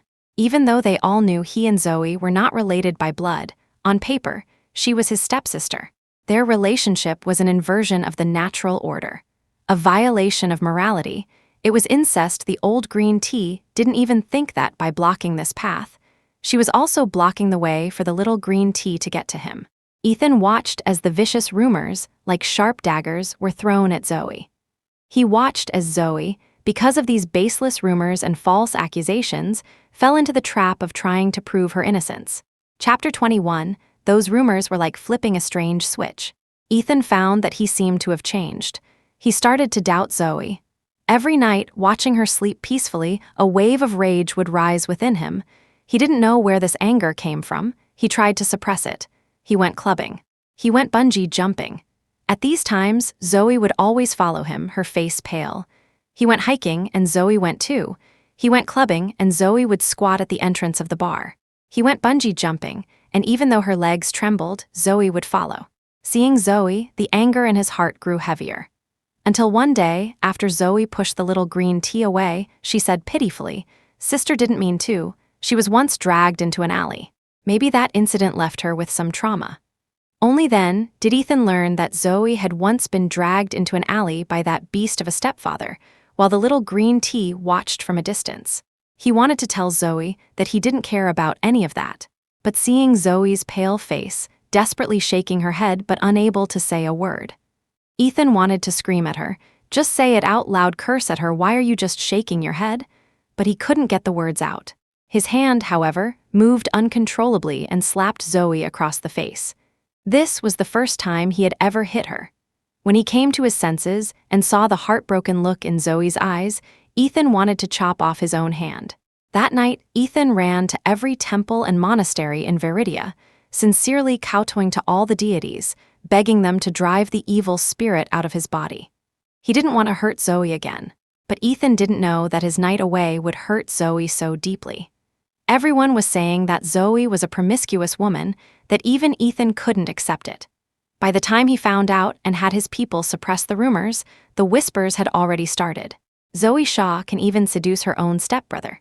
Of course, she's capable of things like that. It wasn't until much later that Ethan learned they were all being influenced by the plot, but the Ethan of now didn't know that. He believed there was an evil spirit living inside him, an evil spirit that would be cold to Zoey, get angry at her, and hit her. The conflicts between him and Zoey began to multiply. Sometimes, just seeing Zoey talking to another man would make Ethan paranoid, wondering if she had stopped loving him and wanted to leave. But whenever he wanted to beg Zoey not to leave him, the words that came out of his mouth would be, "Can't you live without a man? Are you that desperate? You are so cheap." Seeing Zoey's pale face, Ethan finally realized what he was saying. And Zoey, too, began to grow insecure and anxious. One day, he was scrolling through his social media feed and saw a provocative photo posted by the little green tea, who was studying abroad. His finger moved on its own and opened the photo. Zoey saw it and looked devastated. Ethan knew that he should be comforting Zoey, reassuring her, telling her that it was just a post from the little green tea and that he had opened it by accident. But the words that came out were, "Why are you acting like a madwoman? You're nothing like Cecilia." To prevent the evil spirit inside him from hurting Zoey, Ethan began to avoid her. He didn't know when he would spew venom at her again or when his hands would hurt her. Even when his arms were bleeding, even when he could no longer lift heavy things. But when it came to hurting Zoey, his hands were always extraordinarily strong. Chapter 22, Ethan went out for drinks with his friends, his phone unknowingly left with Zoey. He didn't notice. After a few drinks, a friend asked him, "When you and Zoey first got together, it was a total storm. You've been secretly together for 6 years now, they should be able to accept it. Why not make it public? Is it because she's your stepsister? Are you afraid the gossip would hurt her?" Ethan held his wine glass, his expression unreadable.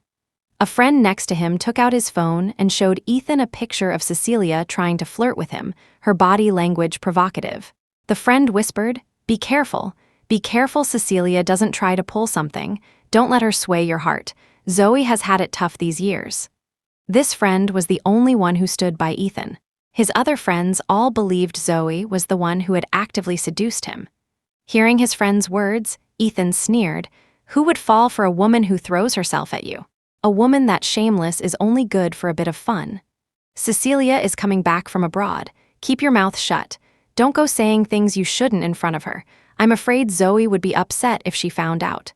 The moment he mentioned Zoey, his eyes softened instantly. His friend mimicked his voice.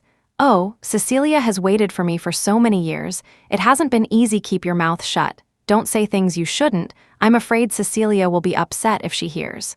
Ethan laughed and cursed. "Get lost," Ethan continued. "I've been laying the groundwork with the old man for years, planning everything, so that when she and I get married, no one will dare say a word against our relationship." Ethan added, "Not that anyone would dare say anything, really. But I still can't bear the thought of her being subjected to gossip. I wouldn't let her suffer even the slightest hurt." After planning so much, he was still worried that Zoey would be hurt by those rumors.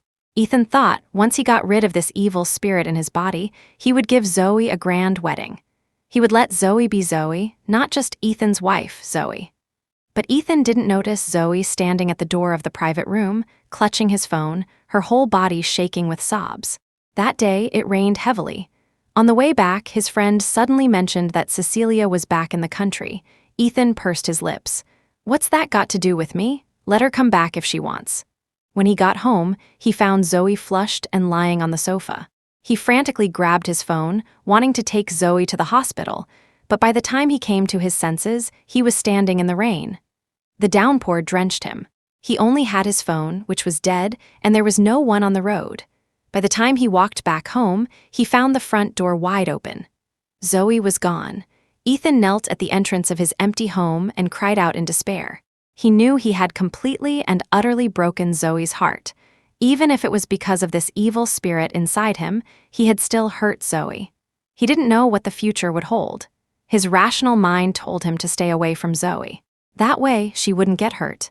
With that thought, he packed his things and returned to the old mansion. Ethan came down with a fever. In his delirium, he dreamed of Zoey, surrounded by menacing figures. He wanted to drive them away, but when they saw him, they pounced on him and pinned him down. Chapter 23, Ethan's friend, Kyle Pierce, noticed that Ethan had changed. He suddenly seemed to despise Zoey and instead smiled tenderly at Cecilia. That tenderness made Kyle feel sick. But on second thought, maybe it was for the best. He had watched Zoey chase after Ethan for so many years and felt that she had been through enough. So he advised Zoey to give up. Zoey, after being abandoned by Ethan for Cecilia's sake countless times, finally lost all hope. Cecilia had a heart condition and poor health, so Ethan drew Zoey's blood, took her kidney, and forced her to donate her bone marrow to Cecilia. He even tried to force Zoey to donate her heart. Kyle thought Ethan had gone mad. On the day of Zoey's surgery, he secretly smuggled her out and replaced her with the heart of someone who had just died in a car accident. After all this turmoil, Zoey lost the baby in her womb.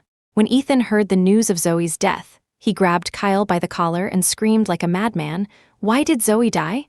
Why? Kyle rolled his eyes. You gouged out her heart. Who else was going to die? Kyle thought to himself. His name was Kyle Pierce, and he could be petty. Since Ethan had yelled at him, he wasn't going to tell him that Zoey was alive and well. Kyle investigated Cecilia and found out that her heart condition was fake. She was perfectly healthy, stronger than an ox. He thoughtfully relayed this news to Ethan and also told him that when he was kidnapped, it was actually Zoey who had saved him. Zoey just never said anything, so Cecilia took the credit.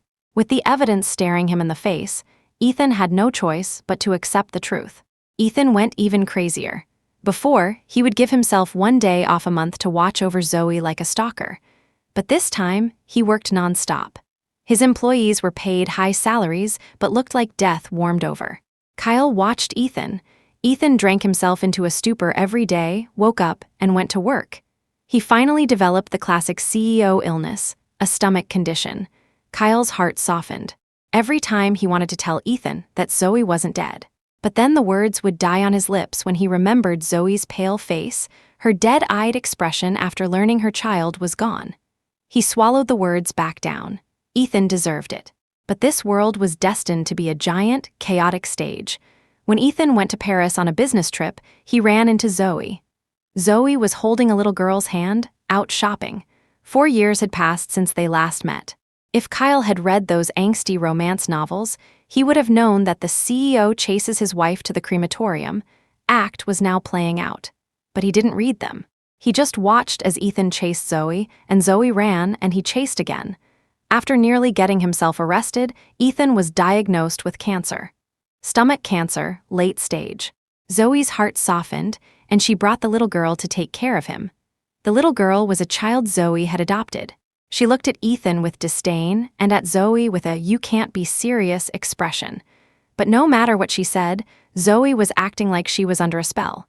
So the only sane people left were Kyle and the little girl. Zoey knew Ethan's life was on a countdown. Ethan also knew his existence was just a burden on her. So he went mad again, acting like he had intermittent explosive disorder, smashing cups in his hospital room day after day and spewing venom at Zoey. Zoey found out from somewhere about all the things Ethan had secretly done for her. She ran to Kyle and asked if it was true. Kyle looked at Zoey's sorrowful face and was silent for a long time. "You've already found out everything. Why are you asking me? But I advise you to leave him. He definitely doesn't want you to see him in such a pathetic state." Zoey refused, but fate seemed to favor this pair of star-crossed lovers. Ethan's illness miraculously improved, and they were finally getting married. But the script was long-winded and padded for length. So, on the wedding day, Cecilia, who had been missing for a long time, suddenly burst into the church with a group of people and kidnapped Zoey. After a chase, Cecilia took Zoey to a seaside cliff. Kyle, wow, Cecilia actually managed to find such a remote corner of the world. Pretty impressive. While he was marveling at this, Ethan had already sneakily approached Cecilia. Kyle, Ethan, are you crazy? The sniper is in position. Do you have to go up there and alert the enemy? And then he watched as Ethan, with nimble skill, rescued Zoey, but he and Cecilia fell off the cliff and disappeared into the waves.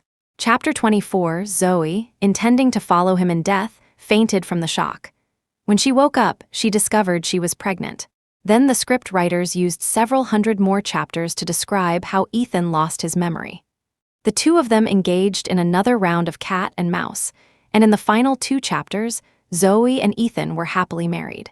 Attending Ethan's wedding for the nth time, Kyle's heart was in his throat. Luckily, there were no accidents this time. He watched the newlyweds kissing on the stage and breathed a sigh of relief. After Zoey and Ethan were married, one night, Ethan suddenly became clear-headed. He remembered all the turmoil with Zoey over the years. Looking at the wrinkles at the corners of her eyes, the white strands in her hair, Ethan covered his face and wept silently. He finally realized that it wasn't an evil spirit inside him. He himself was the evil spirit. They had both been manipulated by a so-called plot. He gently caressed Zoey's cheek. It was still smooth and delicate, but she was no longer the innocent, bright girl from all those years ago. His girl, his Zoey. Without his knowledge, she had been hurt by him, yet had stubbornly made her way to his side. No, it wasn't that he didn't know. In fact, he knew everything. It had always been him, The more Ethan thought about it, the more he broke down. He climbed to the rooftop of his company building and jumped. He said to Zoey, "I'm sorry, Zoey, I'm a coward." But when Ethan opened his eyes again, he found that he had been reborn. He had returned to when he was 6 years old. His mother was still alive and well. Ethan cried tears of joy. He thought, this time, he could definitely change the plot. After all, he had the memories of his past life. He used the Lancaster family's power to bring Zoey to his side early on. They grew up together, childhood sweethearts. But the plot still came. At the age of 16, his mother passed away, and the old scumbag couldn't wait to bring the old and little green teas into their home. The sweet romance instantly turned into a tragic one. Ethan finally understood. As long as Zoey wasn't awakened, their story would always be a tragedy. He watched in despair as Zoey was bewitched by the plot, repeating the same mistakes under its influence. Ethan thought, forget it. It will all turn sweet in the end anyway. But he didn't dare to bet on it. Fortunately, fate still favored him, the male lead. He was reborn again, back to the day he was 16, the day the old and little green teas appeared in the Lancaster home. He returned home and found Zoey looking troubled. And then, he noticed that when Zoey looked at the old green tea, her eyes were calm and dismissive. Zoey's goal was obvious, to win his favor. Seeing Zoey's unfamiliar behavior, Ethan's face was expressionless, but his palms were bleeding from where he had dug his nails in. After 2 lifetimes of entanglement, how could he not know? This was Zoey. He just didn't know why her memories were scrambled. But it didn't matter. Everything could start over. He knew that in a few years, he would be bewitched by the plot, or Zoey would remain bewitched. He had always told Zoey, "If I don't love you anymore, you must not love me. Don't try to win me back. Just walk away without looking back." He left many clues for himself and for Zoey. This life, there had to be a happy ending. As he was about to lose his sanity, he sent a provocative message to that man in capital city known as the Little Prince, and had someone keep an eye on Zoey. When Zoey left with Leo Sterling, Ethan could no longer control himself. Veins bulged on his forehead as he knelt on the ground, roaring silently.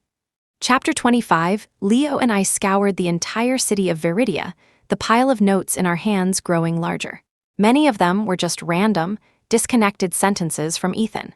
But when I strung them all together, I could no longer contain the pain in my heart. Leo sighed and reached out, pulling my head onto his shoulder. "You can lean on me, sis." Suddenly, Ethan's furious voice came from behind. "Zoey Shaw, what are you doing?" I turned to see Ethan and Cecilia standing together, his arm around her waist. He glared at me. "How could you be with another man? If you don't want him to have a peaceful life in Viridia, just say so." I said calmly, "You can't touch Leo. He's from the Sterling family in Capital City." Ethan fell silent, his expression complex as he looked at me. "I never thought you'd latch onto someone else so quickly. I underestimated you, Zoey Shaw." Before, hearing Ethan's words would have felt like a needle to my heart.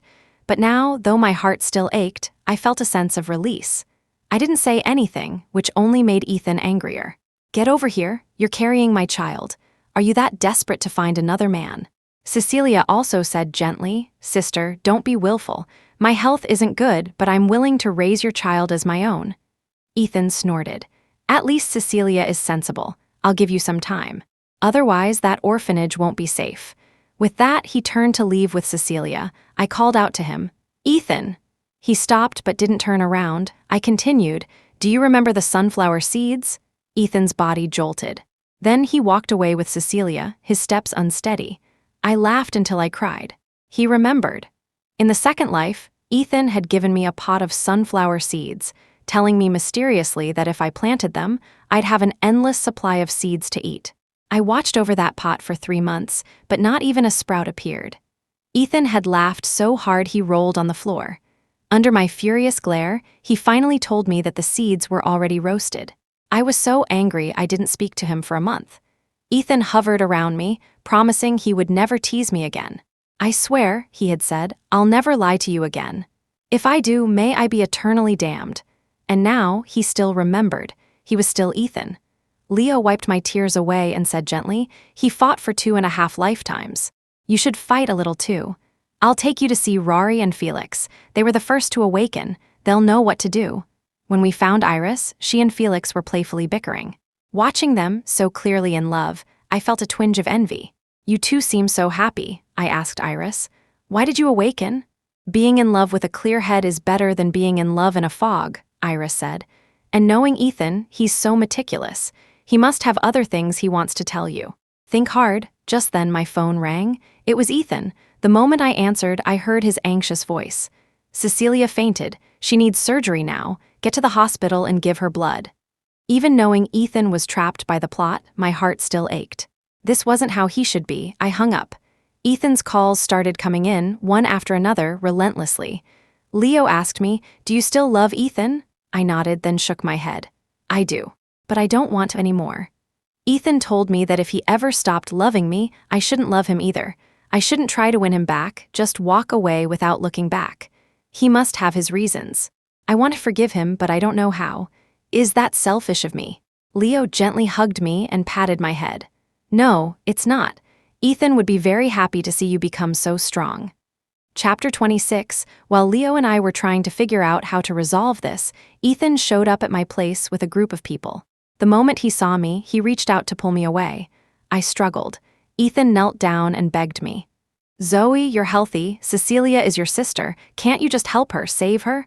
I remained silent. You love me so much, Ethan continued. Why can't you do this one thing for me? I promise you, if you're willing to save Cecilia, I will marry you. I looked at Ethan's handsome face and felt only sadness. In Ethan's diaries, he and I had many weddings, but I had no memory of any of them. I looked at Ethan. His face was filled with anxiety. He was nothing like the Ethan I knew, but I still nodded. I agree. But you have to marry me first. We'll have the wedding next week. Ethan hesitated for a moment, then gritted his teeth and agreed. After Ethan left, Leo asked me, "Why are you still having a wedding with him?" I looked in the direction Ethan had gone and said faintly, "Ethan always said this world was a giant, poorly constructed stage. But now I'm an independent person. I want to have a wedding with him. You and Rory must think that Ethan will come back, but he won't." I wiped a tear from the corner of my eye. If he comes back and finds that I've been hurt so much, he will definitely choose self-destruction again. Leo asked, "Why not just wait until the problem is solved and you can have a happy ending?" I looked at Leo. "Have you read those tragic romance novels? They're brutal. I'm a person and I'm scared too.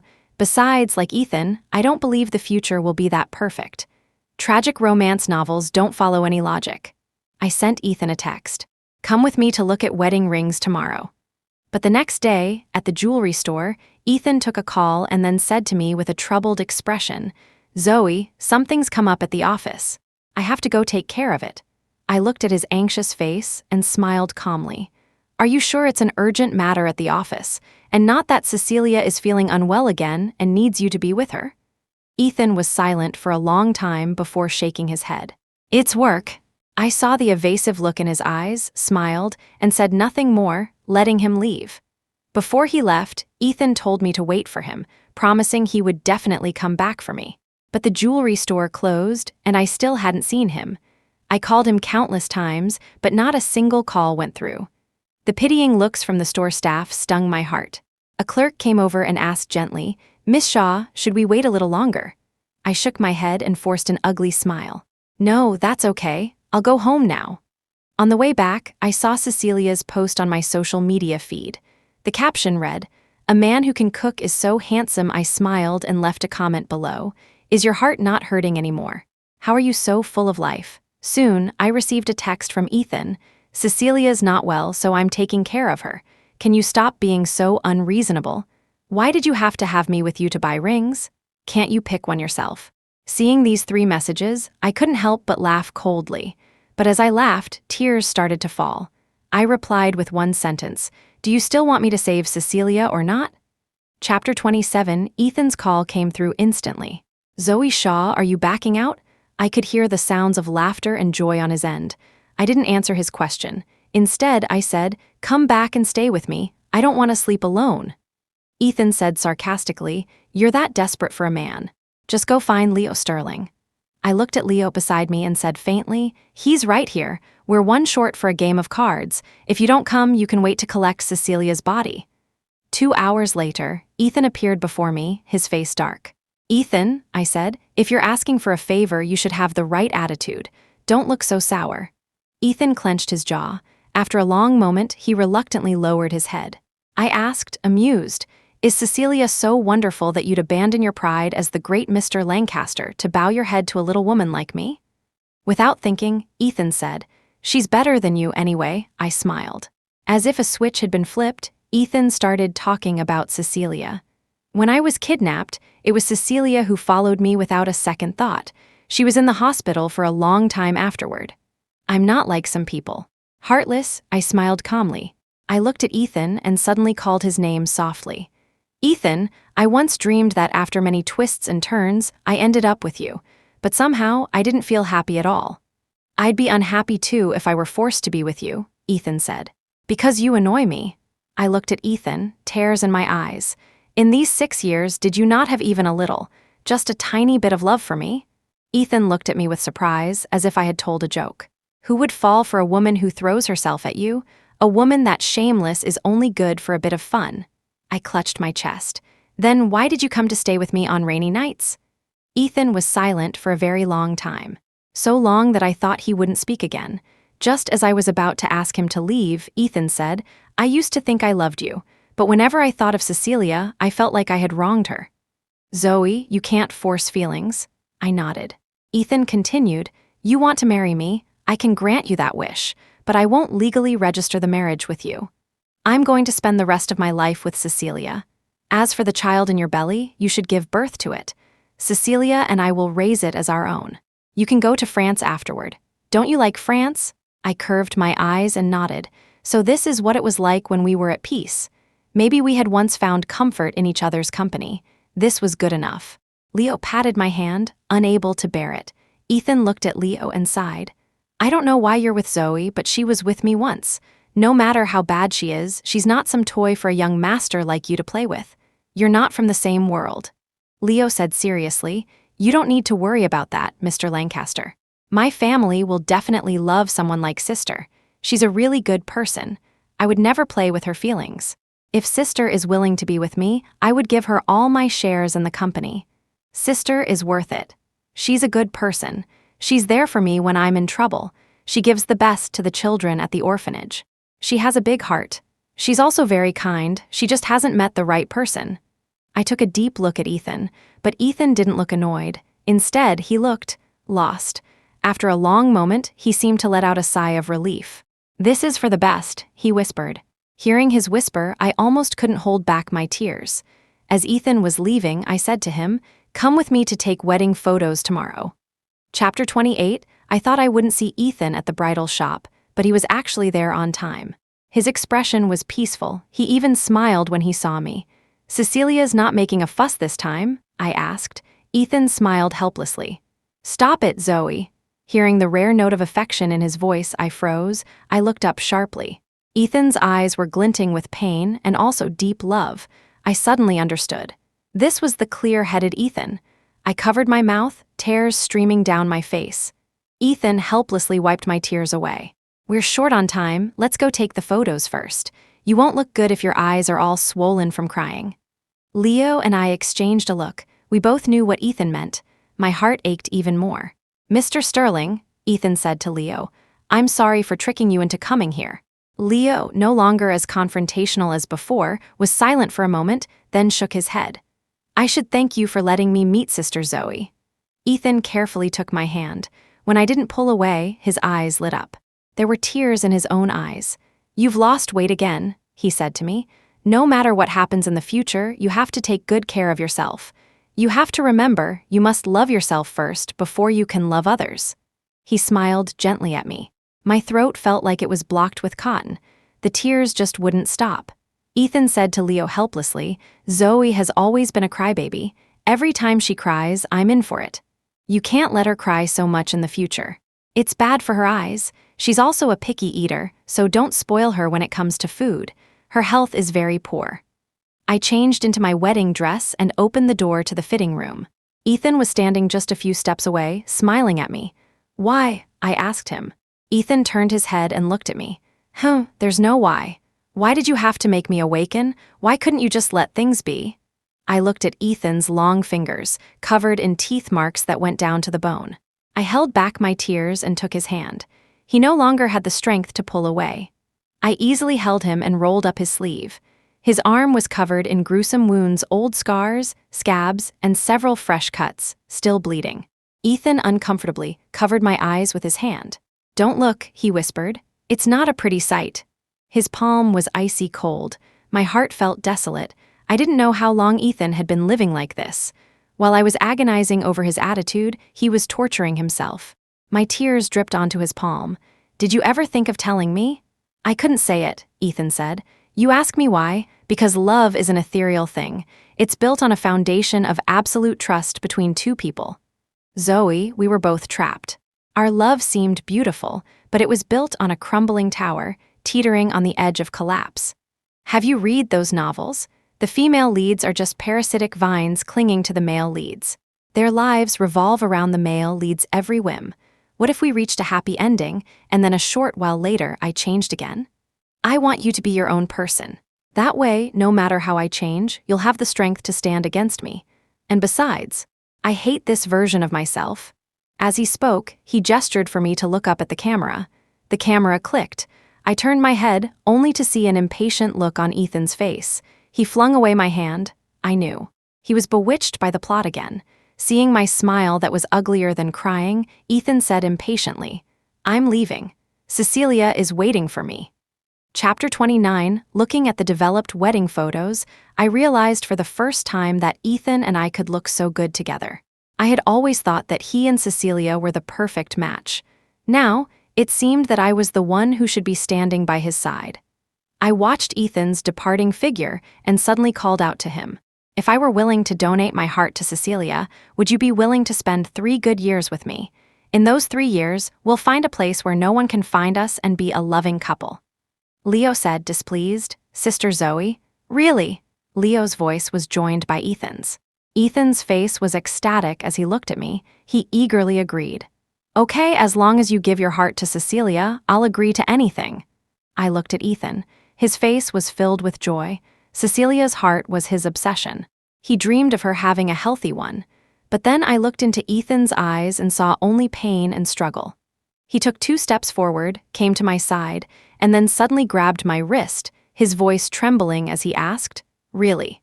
He looked at me with a mixture of anger and disbelieving shock. Then he let go of my hand, his expression turning bleak and desperate. I smiled and said, "Aren't you happy?" The emotions in Ethan's eyes trembled violently. His whole body began to shake. Then he managed a bleak smile. "I was just kidding," I said. "You've lied to me for so many years. It's my turn to lie to you." Ethan's expression instantly went blank. All emotion drained from his eyes, then they filled with rage. "You were playing with me, watching his angry departure," I asked Leo. "What should I do?" Leo's expression was complex. He gave me an address. Rory found the last clue. He looked at my exhausted face and asked with concern, "Are you okay? Is the baby all right?" I forced a smile. "I'm fine. I'm the female lead of a tragic romance after all. A little tiredness is nothing. Besides, didn't you say? My baby will only be miscarried when Ethan regrets everything." We rushed to the address Iris had given us. It was a house. When we opened the door, a cloud of dust greeted us.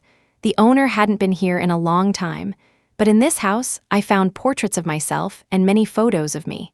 In the portraits, I was happy, my eyes sparkling with life. But in the photos, I looked like a wooden doll, my features lifeless. And as I flipped through the portraits, my eyes in the later ones began to look just like they did in the photos. I finally understood why Ethan was so obsessed with me awakening. He had seen my brilliant eyes, and he could no longer accept me being controlled by the plot.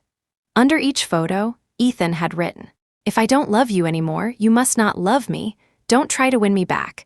Just walk away without looking back." The handwriting became more and more frantic, until it devolved into a mess of tangled lines. I smiled weakly. Ethan won't be coming back. He's the beneficiary of the plot. In the first 2 lives, he suffered the least, which means the plot favors him. That's why he's pulled back into the plot time and time again, bewitched by it. In these 3 lives, without my knowledge, he's been hurting himself to stay sane. But he's still the beneficiary. The plot won't let him go. Unless I die. Chapter 30. On the wedding day, I mischievously invited Vivian and Cecilia. They looked at me as if they wanted to kill me, but Iris and Felix stood guard by my side. I didn't have many friends in Viridia, so Iris became my maid of honor. She decided one maid of honor was too lonely and forced Felix to wear a wig and a dress. She spent a long time on his makeup, transforming him into a tall, beautiful woman.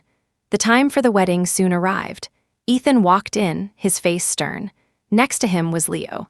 According to Ethan's diary, our weddings always had accidents. But now that I was awakened, I was determined not to let anything happen to this one. That's why I had invited Cecilia. Ethan shot an apologetic look at Cecilia, then said to me coldly, "I already agreed to this. Why did you have to invite Cecilia?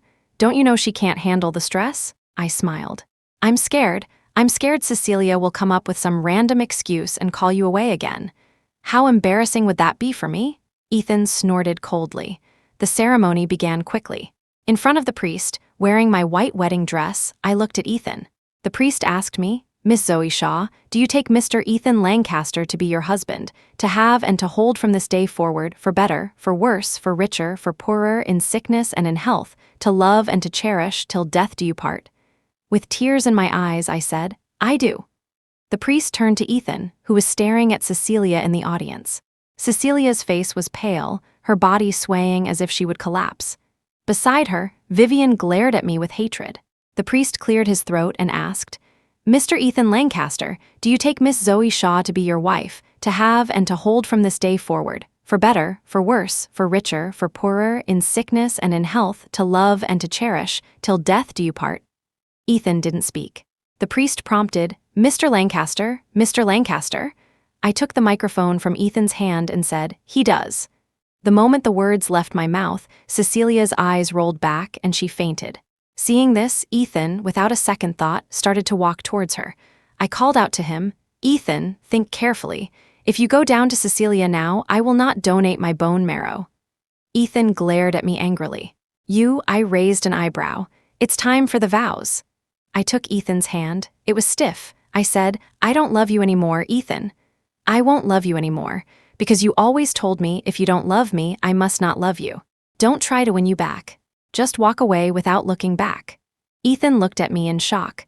The tears in my eyes finally fell. I signaled for Leo to play the file from the USB drive. It was a video. The star was Cecilia. Cecilia, in a provocative short skirt, was lying in the arms of a black man, her eyes sultry. She said to a friend next to her, "I'm having the time of my life in America, but Ethan is actually marrying someone else. I have to go back. It's fine, I'll just lie and say I have a heart condition. He'll do anything I say." Ethan is so wrapped around my finger. I told him I was the one who saved him when he was kidnapped, and he didn't even bother to verify it. He just believed me. The moment the truth was revealed, the warmth in Ethan's gaze towards Cecilia turned to ice. Cecilia didn't dare to keep faking her faint. The look Ethan gave me was one of utter despair. He looked at me helplessly and took my hand. "I'm sorry, I was deceived. You did well." The last sentence, Ethan said very softly. Chapter 31. Ethan sat beside Cecilia, gently stroking her beautiful face. Cecilia was already awake. She looked at Ethan in despair, shaking her head in terror. "Ethan, no, I was wrong." Her limbs were tied, she couldn't move. Ethan pulled his hand back and picked up a gleaming scalpel. He pressed the thin blade against Cecilia's neck, his voice gentle. "Cecilia, don't move.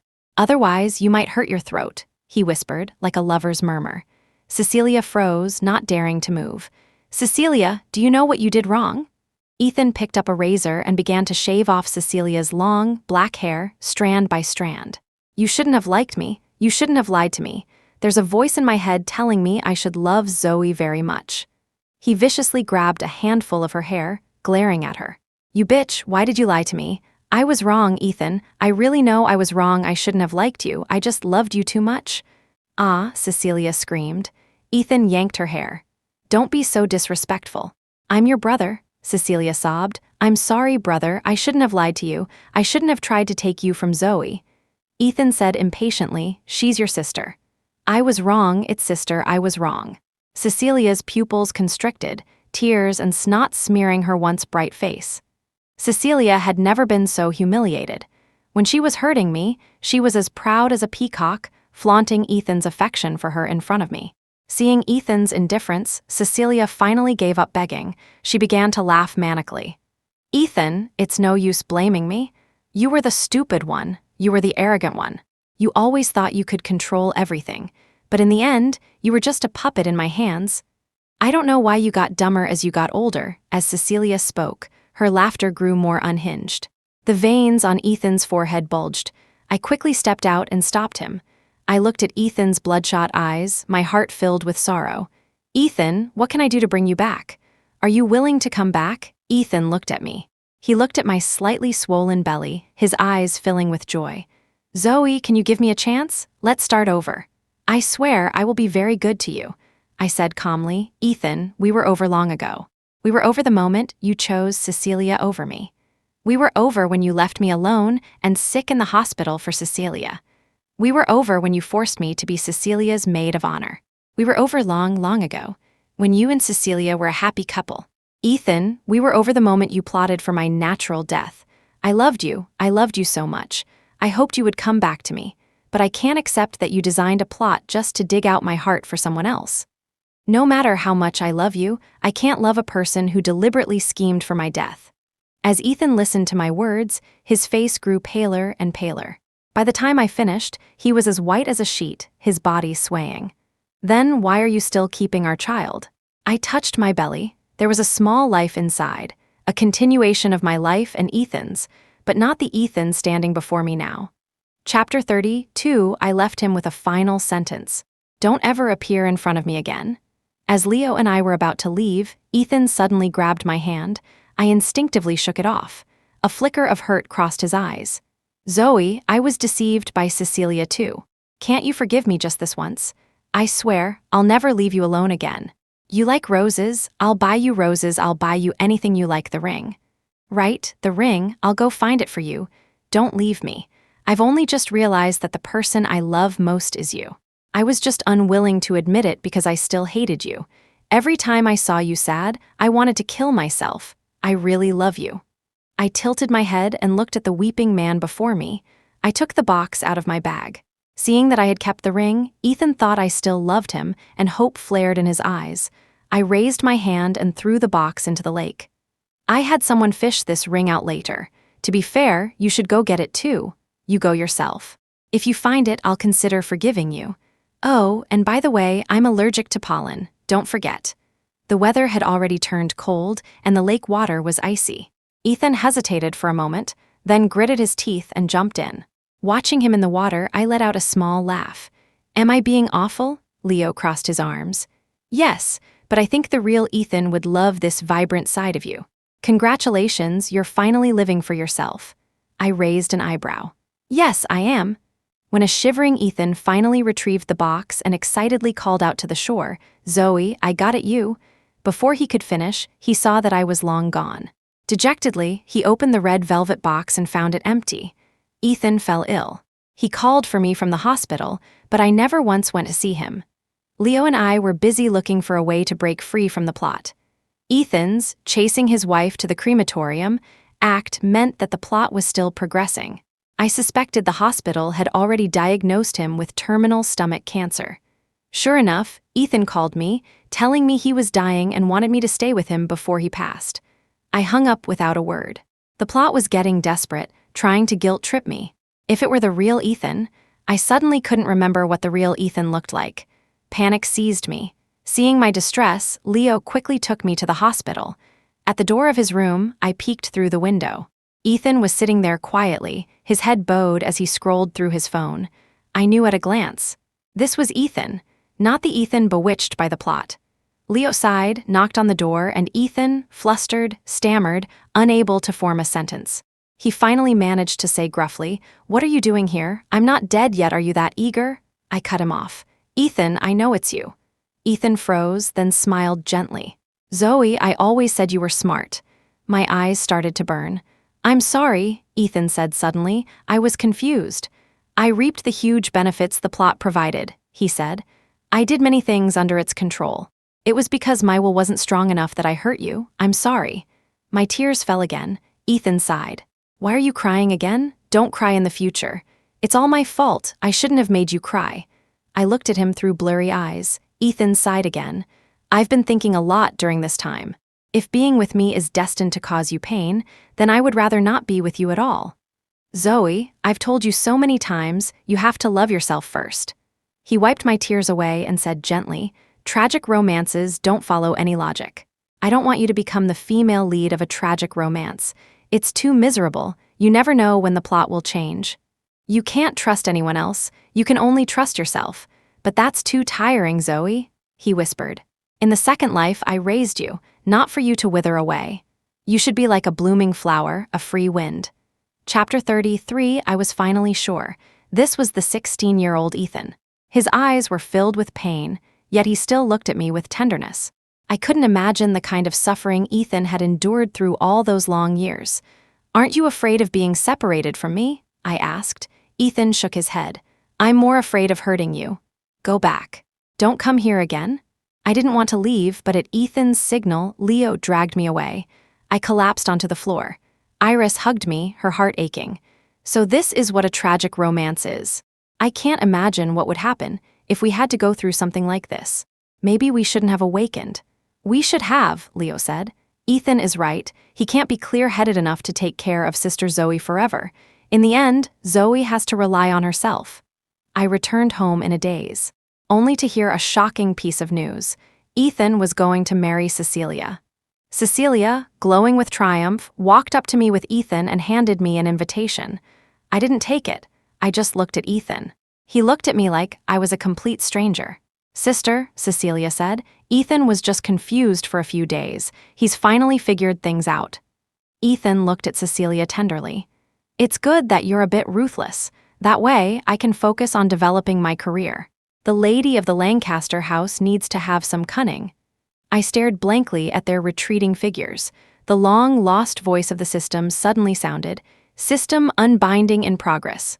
What's happening? I asked. The system sounded exasperated. Your mission failed. For some reason, the world consciousness has chosen Cecilia as the female lead. The male and female leads have to be together. I have to go bind with Cecilia now. So annoying I should just restore myself to factory settings, the system's voice suddenly softened. Zoey Shaw, congratulations on breaking free from the plot. Is Ethan still the same Ethan? I asked. Of course, the system said. But he's been influenced by the plot to believe that the person he loves most is Cecilia. I quickly asked, will he ever consciously remember what happened before? The system pondered for a moment. It's hard to say. Ethan's will is very strong. The world consciousness suppressed him for a long time, but he still found a chance. But after resisting for so long, he'll become more and more numb. He committed suicide out of despair in his first 2 lives, so there can't be any more problems in this life, even if he becomes an idiot. Too many of you have awakened. The world consciousness is on the verge of collapse. Don't try to wake Ethan up. He's now bound to the world consciousness. If the world consciousness collapses, he will die. I didn't speak. When the unbinding process reached 90%, I asked, in the second life, what was the final ending for me and Ethan? The system was silent for a long time. Just when I thought it had already left, it said, Ethan was reborn at the age of 6. He had already awakened and wanted to change your future so it wouldn't be so tumultuous. And he succeeded. You had a very happy childhood.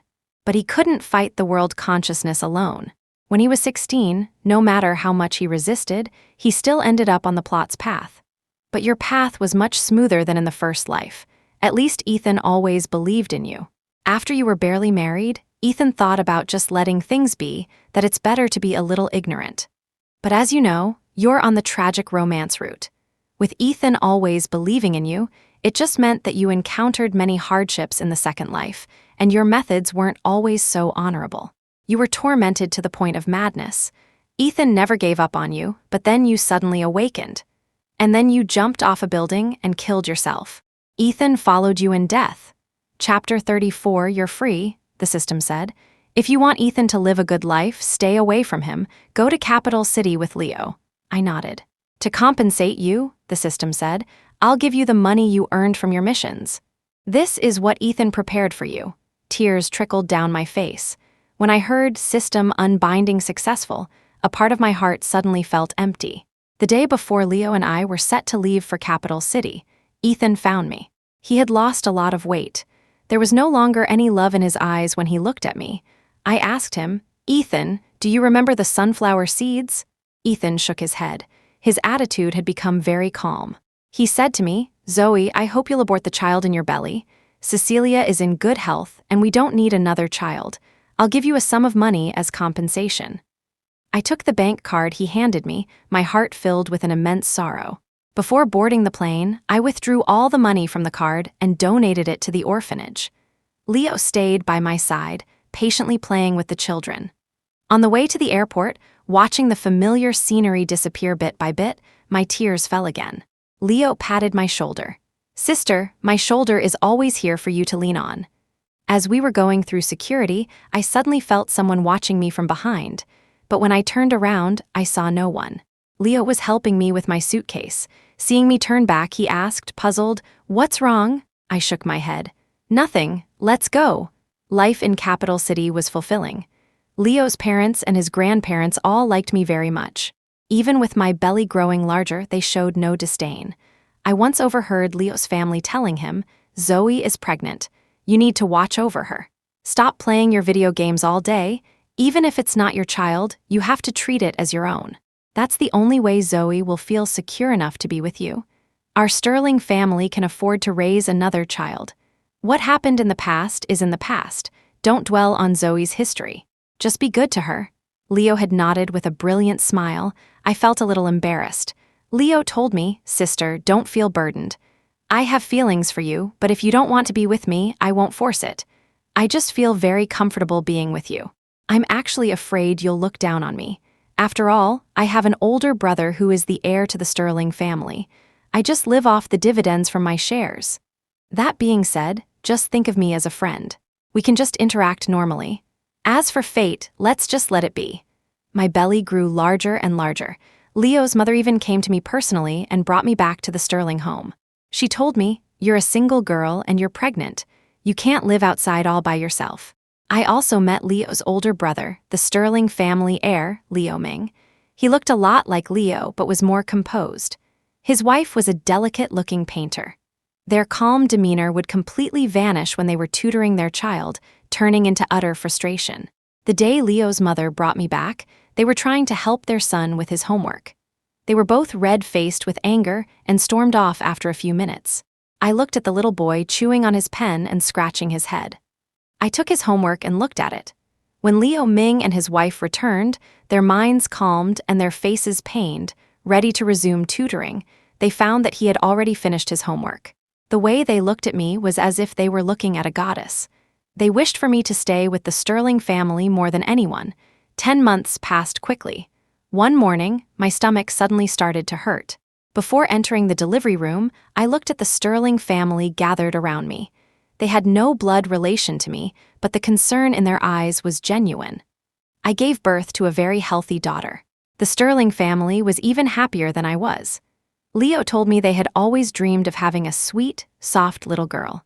Watching a sweat-drenched Leo feeding me porridge, I suddenly felt the large, empty space in my heart being filled. The TV in front of me was playing the news. A familiar person was on the screen. When I saw his face clearly, I was slightly taken aback. It was Ethan. Ethan had grown the Lancaster group significantly, with business expanding overseas. But he was particularly fond of doing charity work. Leo also saw Ethan's interview. His expression dimmed a little. I actually thought I might be Ethan's double, or his reincarnation, or just another version of him. That way, I would be your destined partner. You and Ethan both thought that the day at the abandoned building was our first meeting, but it wasn't. I'll never forget when I first saw you. You were feeding a cat. I wanted to ask for your number right then, but Ethan was with you. I didn't dare. I cupped his face and said seriously, "You are you. You are not Ethan." I think, when Ethan kept telling you things about me, he must have hoped that I could be with you. Chapter 35. On the day of Lucy's 1-month celebration, I washed my hair, took a shower, and went with Leo to the Civil Affairs Bureau to get married. After getting the license, I asked Leo, "You really don't mind the name Lucy Shaw Sterling?" Leo smiled. "Why would I mind? I was the one who suggested it. Why would I mind?" Sister, I know there will always be a shadow of Ethan in your heart, and I admire him. He truly loved you with his life, gave his life for your freedom. I won't be jealous of him. In fact, I should thank him. If it weren't for him, I don't think I would have ever met you. The Sterling family was overjoyed to hear we were married. Over the past year, I found that they were very easygoing, completely lacking the arrogance of a wealthy family. They even treated Lucy as their own. At Lucy's one-month banquet, Grandpa Sterling proudly introduced her to all the guests as the little miss of the Sterling family. I smiled as I looked at Lucy in Grandpa Sterling's arms. When I turned back, my eyes met a pair of deep, profound ones. It was Ethan. Leo saw him too and tensed up. I squeezed Leo's hand and walked forward to greet him. I smiled at Ethan. Mr. Lancaster. Ethan's hair had turned much grayer, but he still stood tall and straight.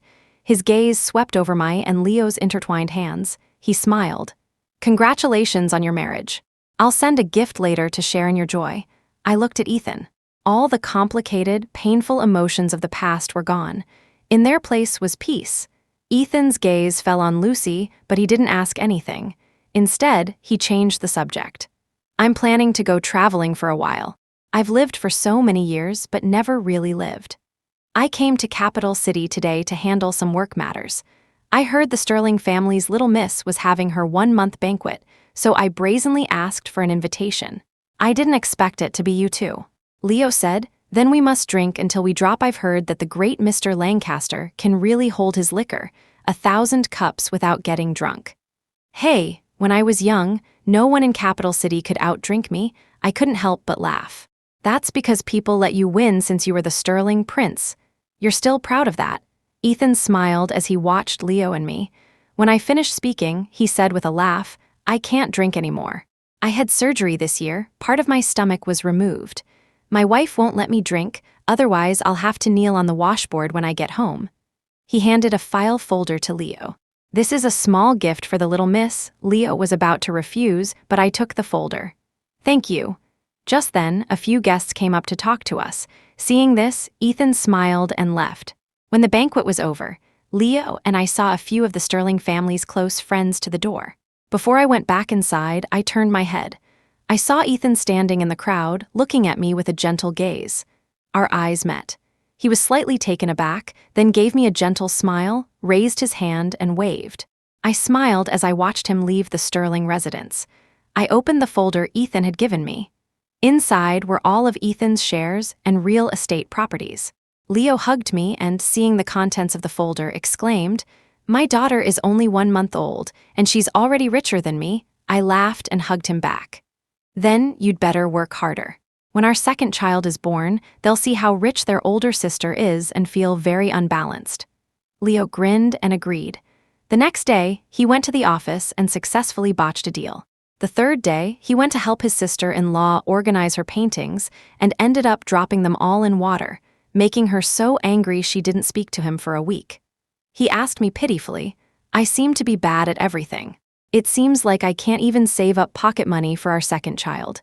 Do you think I'm terrible? I smiled and hugged him. Of course not. You don't have to save up pocket money for the second one. I can. Besides, the second one won't be here for a few more years. You can take your time and make mistakes. I'll always be by your side. Chapter 36 Epilogue Ethan's letter. Ethan left a letter. The envelope read, for Zoey to open personally. Beside it was another note. If Zoey has married and has children, burn this letter. Zoey, when you read this letter, you should have already escaped this damn plot and become an independent Zoey Shaw, not just Ethan Lancaster's wife, Zoey. By then, I probably won't be by your side anymore. Maybe I'm alive, living a life worse than death. Maybe I'm dead. I don't know if I regretted it and apologized to you before I died, but don't pay any mind to my apology. I'm just a scumbag. Don't be sad over a scumbag. I always told you, if I don't love you anymore, you must not love me. Don't try to win me back. Just walk away without looking back. The good things I did for you happened in the past. They don't give you a reason to forgive the bad things I did. The idea that a prodigal's return is more precious than gold is just a lie. If apologies were enough, what would be the point of the police? Right, I didn't want to become that kind of person. I'm a coward, so in the first life, I chose to run away. It's not that I didn't love you, nor that I didn't want to spend the rest of my life with you. It's that I couldn't bear the thought of someone like me getting a happy ending after hurting you. And I didn't want you, in your ignorance, to be hurt by me, and then, driven by the plot, to forgive me and live happily ever after. In the plot, 98% of it is about our torturous, deep love. But if two people are in love, and it's not happy and joyful, then there's no point in being together. Like I told you, you have to love yourself first, before you can love others. In the second life, I found you early. We grew up in the old mansion, childhood sweethearts, innocent and carefree. I thought we could escape the plot. But when you were hurt, when you were bewitched by the plot, I despaired. I finally understood that as long as I was around, you would never be at peace. I don't want you to go through so much pain just to have 2% of a happy life. I don't even believe that 2% would be happy and perfect. After all, we are the male and female leads of a tragic romance. In the second life, I read a lot of those tragic romance novels. The female lead has her heart, liver, kidney, and eyes gouged out. She lies on the operating table, loses her child, her family, her lover on the brink of death. And in the end, she's perfectly fine, not a single part missing. It's not very scientific, but I've been reborn, so I don't think science can solve metaphysics. But I don't want you to become that kind of female lead. My Zoey should be a kite soaring in the sky, unafraid of wind and rain, not someone drowning in the throes of love. As you read this letter, if there isn't someone you love by your side, then I hope you can forget me and have a healthy relationship. Because if I'm dead, I can't love you forever. When the lamp of life goes out, so does the person. Even if I'm alive, I can't love you purely. If love isn't pure, if it's mixed with regret, then it's not love. Our fate has run its course.